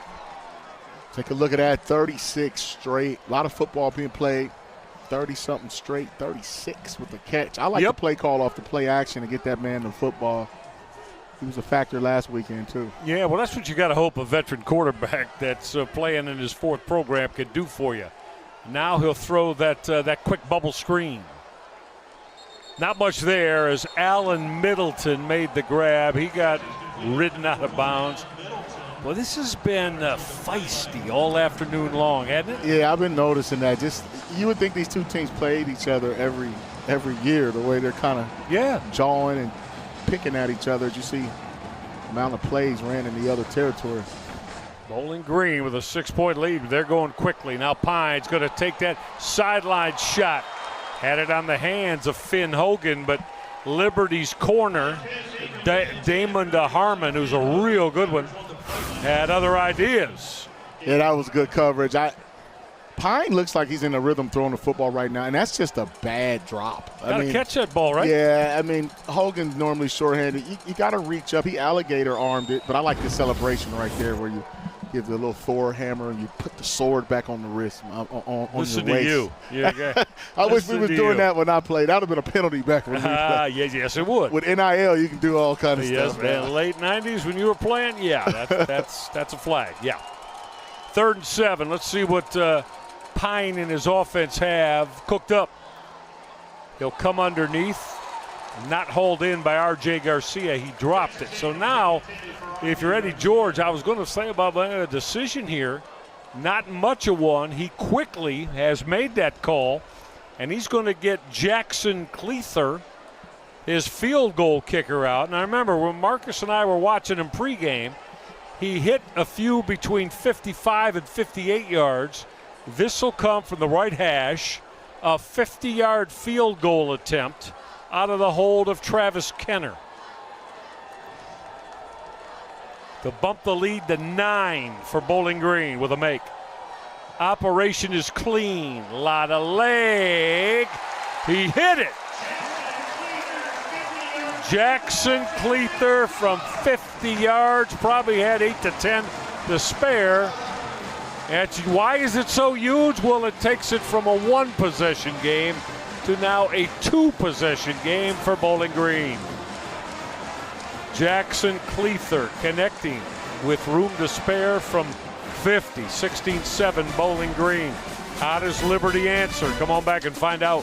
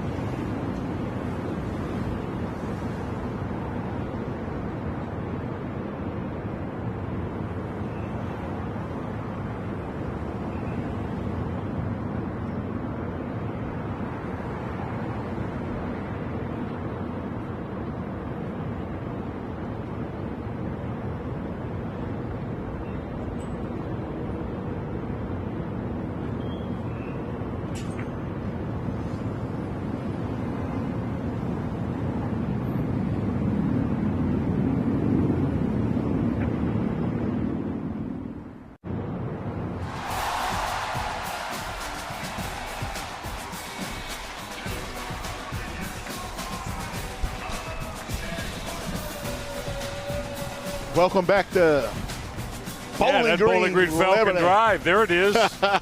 19 yards, only took a minute and 11 seconds.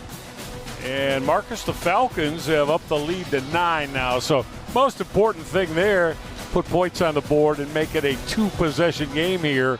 There's still a world of time to go. We're just a minute and 20 seconds into this fourth quarter. Yeah, it's a lot of football to be played. I think that's a win for both teams, actually. You don't want to give up a touchdown to Liberty.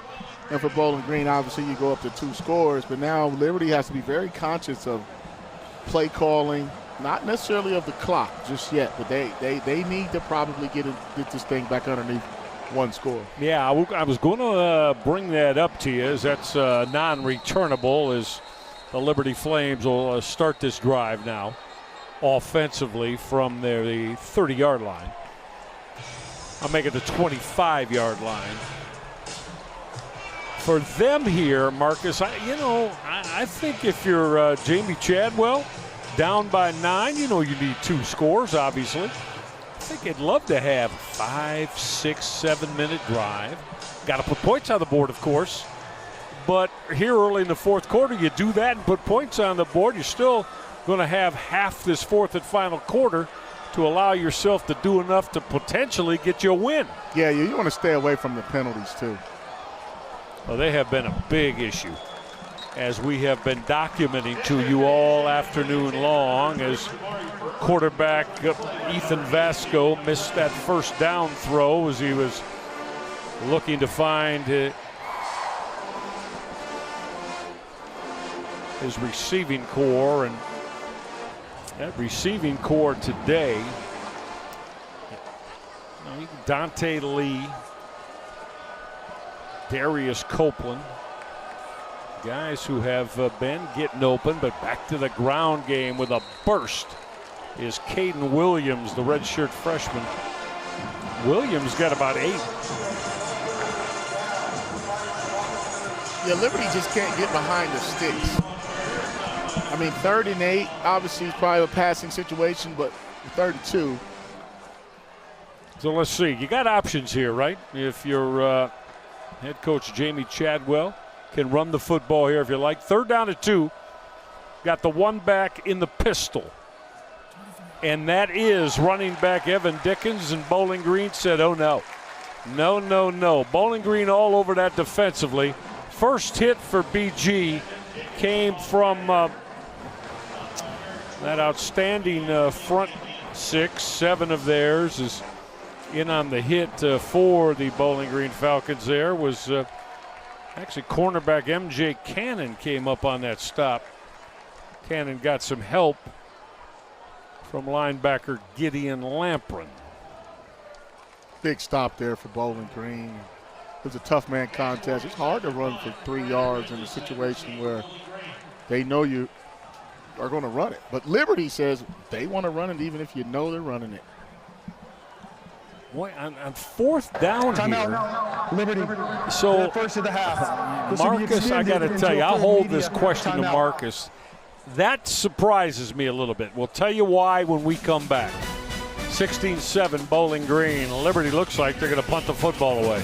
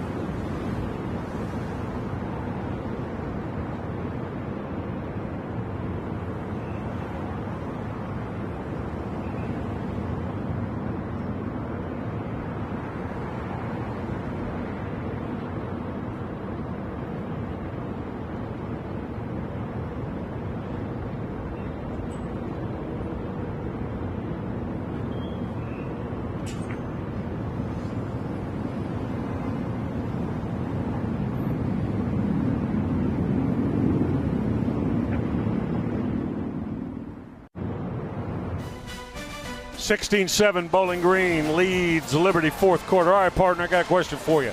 If you're Jamie Chadwell and Liberty, why do you bring the punt team out on 4th down and 2, and then once they're on the football field and you're about ready to snap the football, you decide to call the timeout and burn the timeout? I guess you're having second thoughts about whether or not you want to punt the football away or not, right? Exactly right. And I think they didn't have time to much discuss it. They sent the punt team out there. Now you see the offense on the field. And Jamie Chadwell feels like they have a play that can get them 3 yards. So I think they needed more time to discuss it. Mm-hmm. Probably came from the sideline and probably came from him like, hey, wait a minute, let's go for it. All right, I like it. So punt team off, quarterback back on, quarterback keep. Nope, not going to work. Lost the football too. It's going to be Bowling Green's football one way or the other, as on that, that quarterback option. Bowling Green was all over quarterback Ethan Vasco. And look, again, if you now then change your mind to go for it, I'm not going to have Vasco keep the football. I'm just not. No, they had a couple of missed blocks in there. Pringle, what a big-time tackle. Calls, fumble, he sliced and diced right there. They were one block away from that play actually working, but I tell you what, this defense is very athletic. They're fast. That was a big stop for Bowling Green. Huge stop. So now they're going to start from the 26-yard line. It's already a 2-possession game. And Bowling Green, couple of things here, although, they're virtually at go zone time to put more points on the boards, get that, but they're also looking to see what they could take off that clock in doing so. It'll start with that first down carry. Kicking it to the outside for the Falcons is Chris McMillan. McMillan is a very strong runner, and now we got things going on over by the stands. And careful, you cannot let Bowling Green's team, there's a few that went down there from their bench. That could be problematic for them if the officials want it to be. Other game officials were keeping the Liberty sideline in check so no one would try to jump over there and join it. Yeah, it's going to be interesting to see how they call this one. There was a lot of, if the play goes all the way to the stands, chances are it's over. Even if you have a guy locked up, just let it go, man, because one way or another, whoever's guilty is going to cost their team. That's a good run, though, by McMillan. You see the in and out there. Got a great block there by Garcia. And then right there, everybody just ran into the cameraman. So play's over. And then afterwards, oh, man, I just don't see why Farrar even got up and started swinging. The play was over. McMillan actually was going away from him. The play was over. He was walking away, and then Darrell just got up and socked him. Went upside his head, Mike. Yeah, I saw it. I'm with you. Now, I don't know. Obviously, I'm sure there was something said. There's been a lot of jawing going on. Well, there's always that. Buddy, we know that. You got to be able to eat that. If you play, you know that. On every play, there's something going to be said. It was a bang-bang play out of bounds. But you can't get crazy and lose your mind with your football team and a shot to win here. Yeah, you just can't do that. Everybody just fell over the cameraman. That's all that happened, and then McMillan got up. Well, until. Yeah, and then as soon as they got up. After the play was over, unsportsmanlike conduct, number 11, defense. The penalty is enforced, half the distance to the goal line from the end of the run, automatic first down. That's number 11's first foul towards your partner, see to me. First down. Darrell Farrar, the sophomore out of the state of Georgia, he's too good a football player. He's good. Outstanding. Don't let that happen to yourself with a game on the line. See, that's on him. He can't let that happen to yourself because he's too good for that. Yeah, that was a selfish play. Harm the defense, put them in harm's way in particular. Already down 2 scores. From the 7-yard line, stay with the ground game, to the corner, into the end zone. Touchdown, Bowling Green's Chris McMillan. Falcons take advantage of that very short field and do further damage as they look for their way to this victory. If it ain't broke, don't fix it. They went right back to the well. They saw something on that left side over there in the run game, and they came right back with it. Outside zone sweep. And the defense was already demoralized mentally from the penalty. Right, I mean, exactly.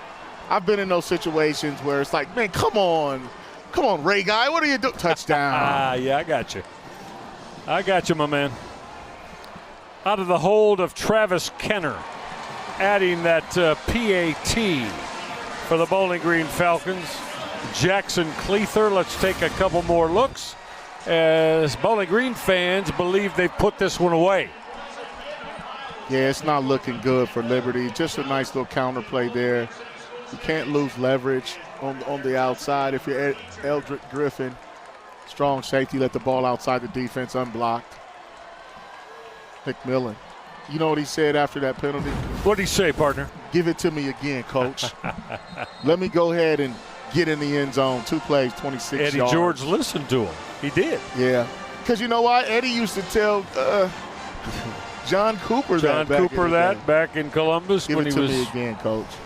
the outstanding running back force at Ohio State. And, of course, then a terrific tenure in the NFL, right, with the Tennessee Titans for Eddie George. You know, I played against Eddie in college and the NFL. Right. And we always tease one another, man. This is fun doing the calls with him every time I see him. But he and Bianca Batuka had went at it in '95 when Eddie won the Heisman. Oh, boy. We won that one. But then I tackled him, man, on the Thursday night. I pushed him out of bounds. First of all, I blew my assignment. Nervous. Now you're talking about the NFL. Yeah, we were in the NFL. Yeah. It was the Titans versus the Raiders. Yeah. And I was just, I was out of my mind. I chased him down. I got blocked into him and pushed him out on the one. Well, let's see. Eddie was a year ahead of you, was he not? He was 3. 3 years ahead of you. Yeah. So you two or three. Yeah. In college, you played what? Was it twice? Yeah. You call that? I know Michigan won and beat Ohio State in '95. Yeah. Won big. 95, 96, 95, 97. 96. You won 3 against them. Yeah, in a row. But they beat Michigan in '94. Correct. Yeah. I was a true freshman. I didn't play. But that was Ohio State's win for John Cooper. One of the couple. Fortunately for Ohio State, one of the only couple he had against Gary Moeller and Lloyd Carr and the Michigan Wolverines. Running the football. Speaking of, Liberty feels that, hey, we do that very, very well, and on that carry is Evan Dickens.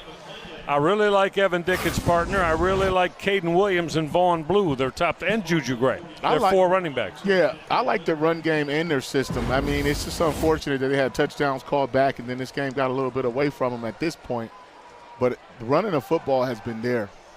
Going to throw that quick slant. Gunning that is Ethan Vasco. And Vasco was able to hit Reese Smith. Smith, who transferred into Liberty from West Virginia. Smith's had a good first couple of games of the season, as he caught 9 balls with a touchdown in the first 2 Liberty games coming into tonight. Not much there. I don't think that 2nd and 1 was picked up. Bowling Green got all over that, and there you see one of the linebackers making the play, Gideon Lamprin. Lamprin, a hard-hitting junior out of LaGrange, Ohio. Yeah, he's a downhill linebacker, man. He shot that gap. It's a big tackle there in an obvious run situation. 3rd down to 2 for Liberty. Stay with the ground game. Got tripped up. Came up short. Maybe got back to the line of scrimmage, as on that carry was Evan Dickens. And so Jamie Chadwell will keep his offense on the football field. We come inside 10 minutes, and Bowling Green's up by 16. Well, hindsight's 20/20, and I think they'll go back and think about the timeout they used on the 4th down when they had the punt team out there. Didn't convert. Right. 4th down to short 2. Trying to get that push with a quarterback keep. officials let it go, and it serves the offensive line of Liberty well to move the pile and the sticks. First down, Liberty. Yeah, it looks like the ball might have came out late. You know, they outlawed the tush push there in the NFL, and I wonder if they'll ever get to that in college. But first down, Liberty. Philadelphia Eagles made that very popular with Jalen Hurts and those guys. Boy, didn't it's they? Tough. Huh? There's a lot of pounds at that point of attack. It's like a tug of war. Had a good look a moment ago at the very successful Liberty head coach, Jamie Chadwell. Now going to reverse that a couple of times. Got the gadget play out. No avail. As they got it back after a couple of gadgets to Ethan Vasco, and his throw was way too tall. And that's going to bring up 2nd and 10. Well, you like to run those in the middle of the football field, right? Give yourself most operating room you can, but they reversed that twice, Marcus. Yeah, we had a handoff, flea flicker. It just didn't happen clean enough for Vasco to get that pass off. Quick out. That's hauled in as Vasco delivered the strike. Jamari Person made the grab. Out of bounds, 36-yard line of Bowling Green as we're inside 9 minutes left now. And, partner, would you agree with me? This is a must-have 7, as in touchdown, extra point, if Liberty's got designs of staying in this one. Yeah, you need a touchdown and a 2-point conversion to cut it to lead to 8. So that you can have a chance if you get the ball back. Vasco coming middle, deflected in the air and picked off, intercepted by Dorian Pringle, and that should just about put it in the freezer on the Dorian Pringle Bowling Green INT. I'd like to see who knocked that ball down, because when you talk about tips and overthrows, look at the blitz. You got the big D in right there. That was a champ on. He actually 11. Big fella Collins, yeah, he got that big paw up, Mike. And a lot of times when you see turnovers and interceptions in particular, they come from tips and overthrows. Sure. Unless you just make a great break on the ball. But that right there was a very dangerous tip, landed in the arms of Pringle.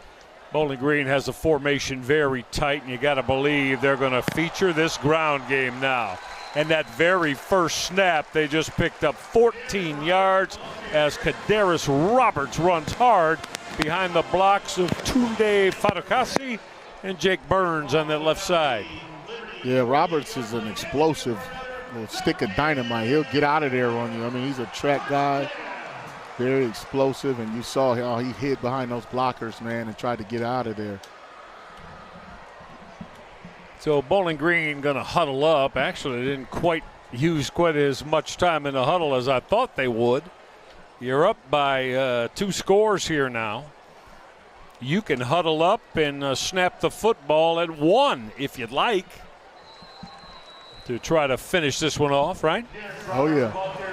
Every play should run down. They should run the play clock down under 5 seconds. See, to me, Marcus, and again, I'm not trying to coach, but there is, to me, there's no way. Okay, I get it. Maybe they will here, but there's huddle up. Go to the huddle. You know, or the design should be, we're not going to snap this till the play clock's at 1 or 2. We'll go to the huddle, come up the line of scrimmage, take your time, like this. I applaud this.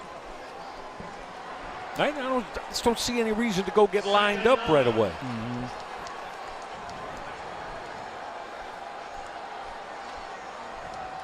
Stay with that ground game, of course.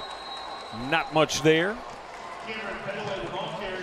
As the ball carrier for Bowling Green, Cam Petaway. Very impressive young redshirt freshman, right, Cam Petaway? Oh, very, very impressive. I did their game a couple of weeks ago. He had a breakout kickoff return to start the season, showed his speed. I remember watching him in high school. Yeah. From that Farmington area. Right, me too. Very explosive kid, man. So this will be a long season, and they are doing running back by committee, but all of them are very capable and talented. 3rd down to 10 now. Bowling Green will off play action. Pine is going to hang on to the football.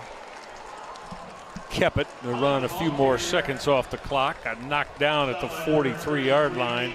So they're going to bring up a 4th down, and we'll call it 5 here. As we're going to come inside 5.5 minutes, maybe closer to 5 minutes before this football is snapped. As Eddie George thinking about, I don't know, you going to punt the football here? Yeah, I would take a delay of game, too, just to give the punter a little bit more room. Call it, or, you can take a timeout as well, but they probably go with a delay of game. No hurry, rightfully so, is Eddie George. So they're going to take the delay of game here as the play clock hits 0. And Bowling Green now, here comes the punt team. So all in all, partner, a job very well done tonight for Eddie George and his Bowling Green offense. Delay game, offense, penalty is declined, 4th down. The clock will start on the snap. Clock starts on the snap. I think Eddie George and the Falcons did a fine job of fighting through adversity. They gave up some plays. Obviously, Liberty beat themselves, but they were very opportunistic when they created those turnovers. And then they were able to score and capitalize and take advantage of their opportunities when they were presented.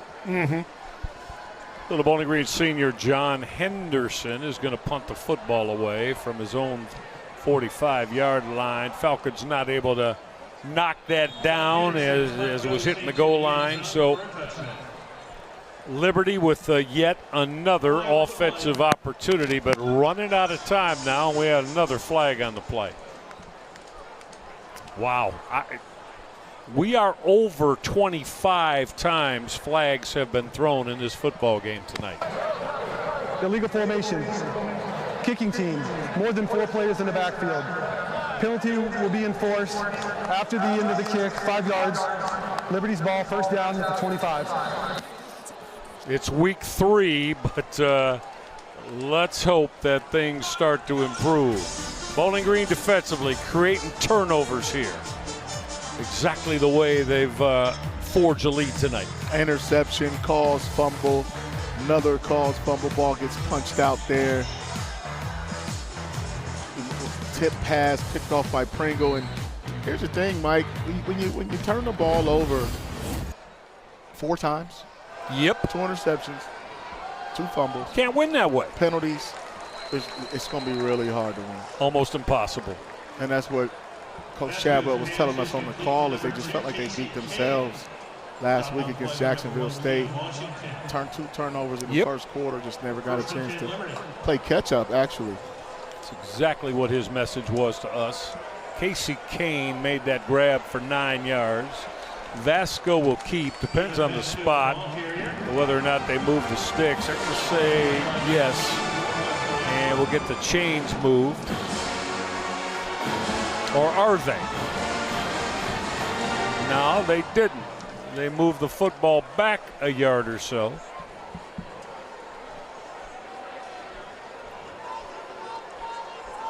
Vasco now on 2nd down. Avoids pressure. Threw that quick out. It was hauled in by Julian Gray, and he stepped out of bounds immediately. Yeah, Gray didn't have a chance to really do his thing today. Bowling Green, I think, felt like if they could keep him from getting explosive, whether it was by run or pass, they would have a chance to make somebody else beat him.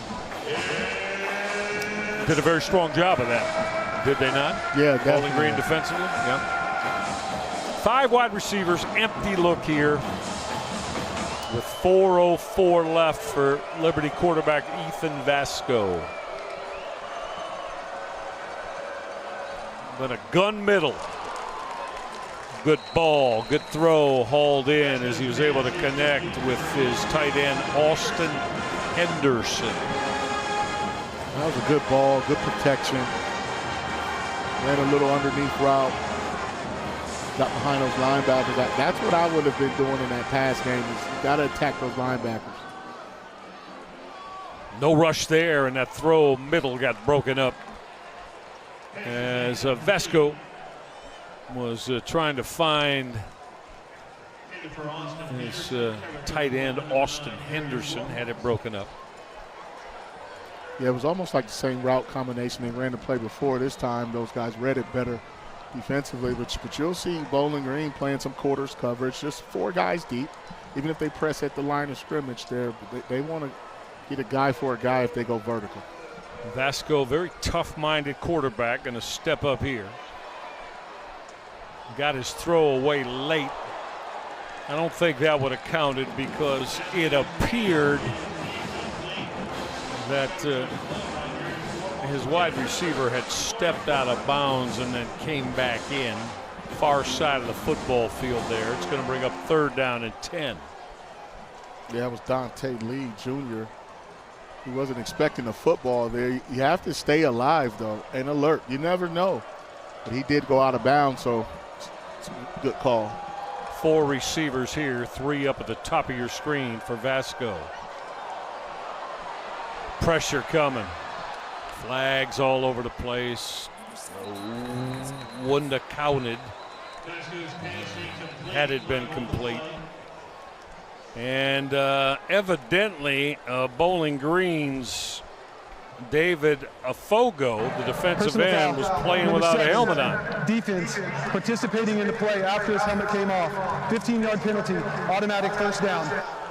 Marcus Ray, I tell you, we have seen and heard it all tonight. I can't tell you, in all my years, and we're talking about 30 calling college football, I've seen that type of infraction much. Young man's helmet comes off. He keeps playing and gets flagged for it. That's right. That's a different rule, obviously, but there is that safety component. But you know what? You have to know the rules, too. I mean, I'm not sure if everyone in the country knows you have to stop playing. Once your helmet comes off, you just have to stop. Quick out from Vasco. He got it on the mark as he hit wide receiver Dante Lee. So Lee works his way off that catch from Vasco. They're going to spot that around the 13. By the way, Bowling Green has exceeded 100 penalty yards tonight. Last time that happened was back 2 years ago in 2023 against Buffalo in a Mid-American Conference League game. Corner of the end zone, bursting in, touchdown for Liberty, and on that touchdown run is Evan Dickens. So Dickens into the house, and Liberty's going to get on the board to, with a 2-point conversion here, they theoretically keep themselves alive, would get their deficit back to 8, but need 2 for that to happen. That was a great run there by Dickens. I mean, he showed some sweet feet, some vision. This game's not over, man. If you get this. Very much alive. Got to make this, though. Vasco looking for 2. Back of the end zone. Too high. Ethan Vasco is going to be beating himself up when he sees that. He knows. Had a chance. That was a gimme. A gimme with Dante Lee, and Vasco's telling him, that's on me, man. I missed you. Decline. The try is no good. They flag it? Well, of course they did. Right in the back of the end zone on the sprint out. He just overshot. It's just too high for Lee. Marcus, there wasn't a Bowling Green defender within 7 yards of Dante Lee. Yeah, they had a breakdown in communication, and that was really a pick route, too, where their guys rubbed off. Good. That's a good call on a 2-point play, but they had a penalty on the backside. It would have been nullified.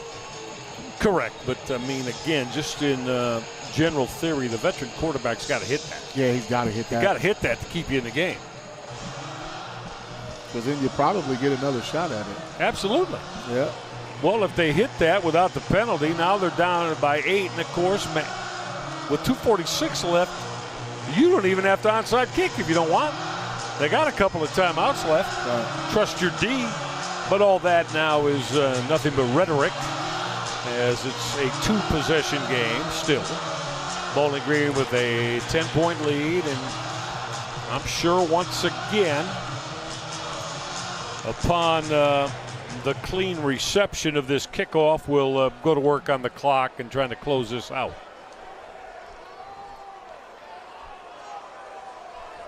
This football game close to the 3.5-hour mark. There's your onside kick. Oh, got a big scrum. Liberty says it's our football. Let's see. We can't tell from up here till they unpile. Liberty saying we got that onside kick. Let's see if that's reality, Marcus Ray. There's still a tussle underneath that pile there. 2 guys. Bowling Green football. They're going to talk about that, but that was awfully close. It depends on who had the possession once they hit the ground. That was a great onside kick. Boom. Oh, he had the football. That's Max Morgan. Actually had it. Ruling on the field as the kick was recovered by the receiving team. First down, Bowling Green. They just strong-armed him. He had that football. Jamie Chadwell trying to plead his case there. He wants it to be reviewed. Very animated, Jamie Chadwell. Well, he's letting the officiating crew know he believes you missed that. Definitely. You can see him. You missed that is the words of Jamie Chadwell. Now, you can't blame a head coach for that. Yeah, because they actually did recover the kick. It got snatched from him, or a tussle at the bottom, but he wants that to be reviewed. He thinks Max had the ball in his hand when they hit the ground. Plays dead. Actually, when he had possession. Tight formation for Bowling Green. That quick toss from quarterback Drew Pine. And Bowling Green has, when they needed to run the football very well tonight. On that first down carry again is Chris McMillan. So that's timeout number 2 now for Liberty, right? So they got one more that they can kill. And they'll get another stoppage at the 2-minute warning. So an opportunity to stop the clock if you're Liberty here down by 10, twice more here tonight. Yeah, they need to stop them from getting a first down while they're trying to stop that clock as well, because one more first down. Chadwell still isn't convinced, is he, partner? Oh, no. And what he's upset about is he felt that onside kick should have been his Liberty Flames football. Hard to argue with him, too, because for the way it looked. That was a great onside kick. Max Morgan had the football right at 10 yards. Then they got together, talked about it, and went the other way, but he's still not pleased with that one. Veteran quarterback Drew Pine in his 4th Division I program as a QB. Kadarius Roberts on that call is going to come up about a yard shy of moving the sticks, and this should be it for Liberty with their opportunity to stop the clock. That's it. That's their 3rd and final timeout. They are with none left now. And Bowling Green is 1 yard away, Marcus Ray, on this 3rd down snap from taking about 3 kneel downs should they convert here, and that'll be the end of this night. And if they don't convert, I think they're going to go for it, depending on if it's in 1 or 2 yards. I think Eddie George will go for it. Up 10 points, no timeouts. So whatever happens on this play obviously will determine that. Bowling Green with a win over Lafayette to open up the season 2 weeks ago, or 3 weeks ago today. Well, no, 2 weeks ago today. I was right the first time. And then that 14-point loss at Cincinnati last week. That should just about do it if the spot gives them the first down, although as my partner said after the Kadarius Roberts carry, I guess not. The spot is going to be still about a half-yard shy. You just go ahead and go for it again on fourth down, huh? Oh, definitely. You're up 10 points. But you have the 2-minute timeout to really even talk about it. Try to draw them off sides, too. You got it. 2 minutes left in this football game. Bowling Green trying to put it away in earnest with a 10-point lead. We come back and finish it up at Deutsch Perry Stadium next on ESPN.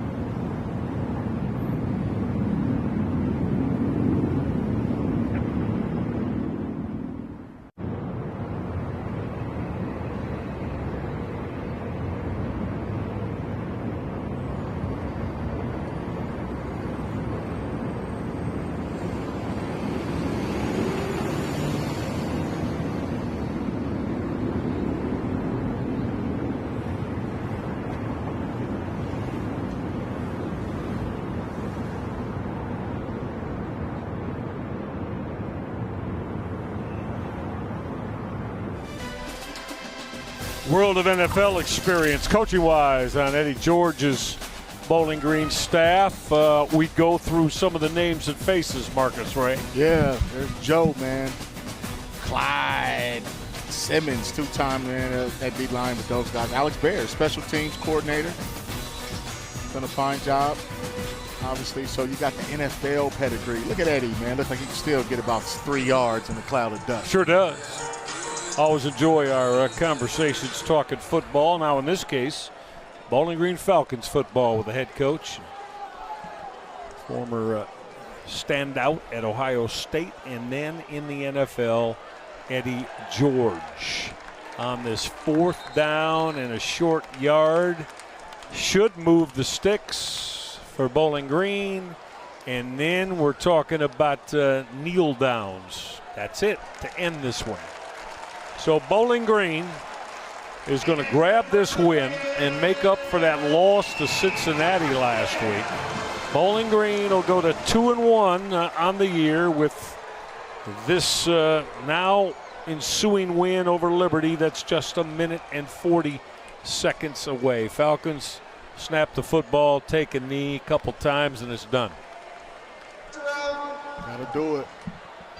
And they are in that formation that depicts just that for quarterback Drew Pine. Solid job by Pine tonight, and he's the veteran that Eddie George wanted to run this offense. And the first 3 games of the year, it's given him a couple of wins. I'll tell you what, man, this was a ball game. Yeah, oh yeah. Until about beginning to the middle of the fourth quarter, where you go into the locker room as Liberty saying they got a chance to come back and win this thing if they don't beat themselves. Eddie George and his guys found a way to keep scoring and creating turnovers. I think the penalties really just kind of affected both teams. Well, without the 3 self-inflicted Liberty wounds, very easily could have been a Liberty win. Again, if you're just joining us, the Flames had 2 touchdowns called back with a football in the end zone, penalized, and then a field goal called back. Yeah, that's 17 points right there, buddy. Yeah. 7 field goal missed. That's your story. A rush, pass, 4 turnovers, 6 penalties. Be all that as it may, though, it goes in the win column for that man, Eddie George, and his Bowling Green Falcons. A 23-13 win over Liberty. Final thoughts, Marcus Ray? Tell you what, these guys both need to clean it up. Great job by Bowling Green winning this football game. A lot of meat on the bone there left for the Liberty Flames. Their offense is explosive.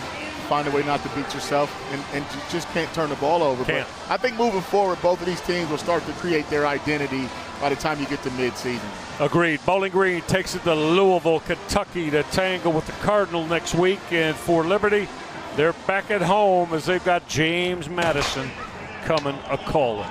Hope you enjoyed it. 23-13. Bowling Green beats Liberty. That is going to do it for all of us. Greatly appreciate the work being done by all of our crew. John Nelson, who did a terrific job with stats. Our producer, Adam Meyer. Our director, Mike Bacon. Everybody in the truck, appreciate your hard work and effort, guys and gals. So for all of the aforementioned and my partner, Marcus Ray, I'm Michael Regai. We'll see you next week, everybody. Tonight, it's Bowling Green beating Liberty 23-13. Have a great night, great week. See you next week for more college football. So long.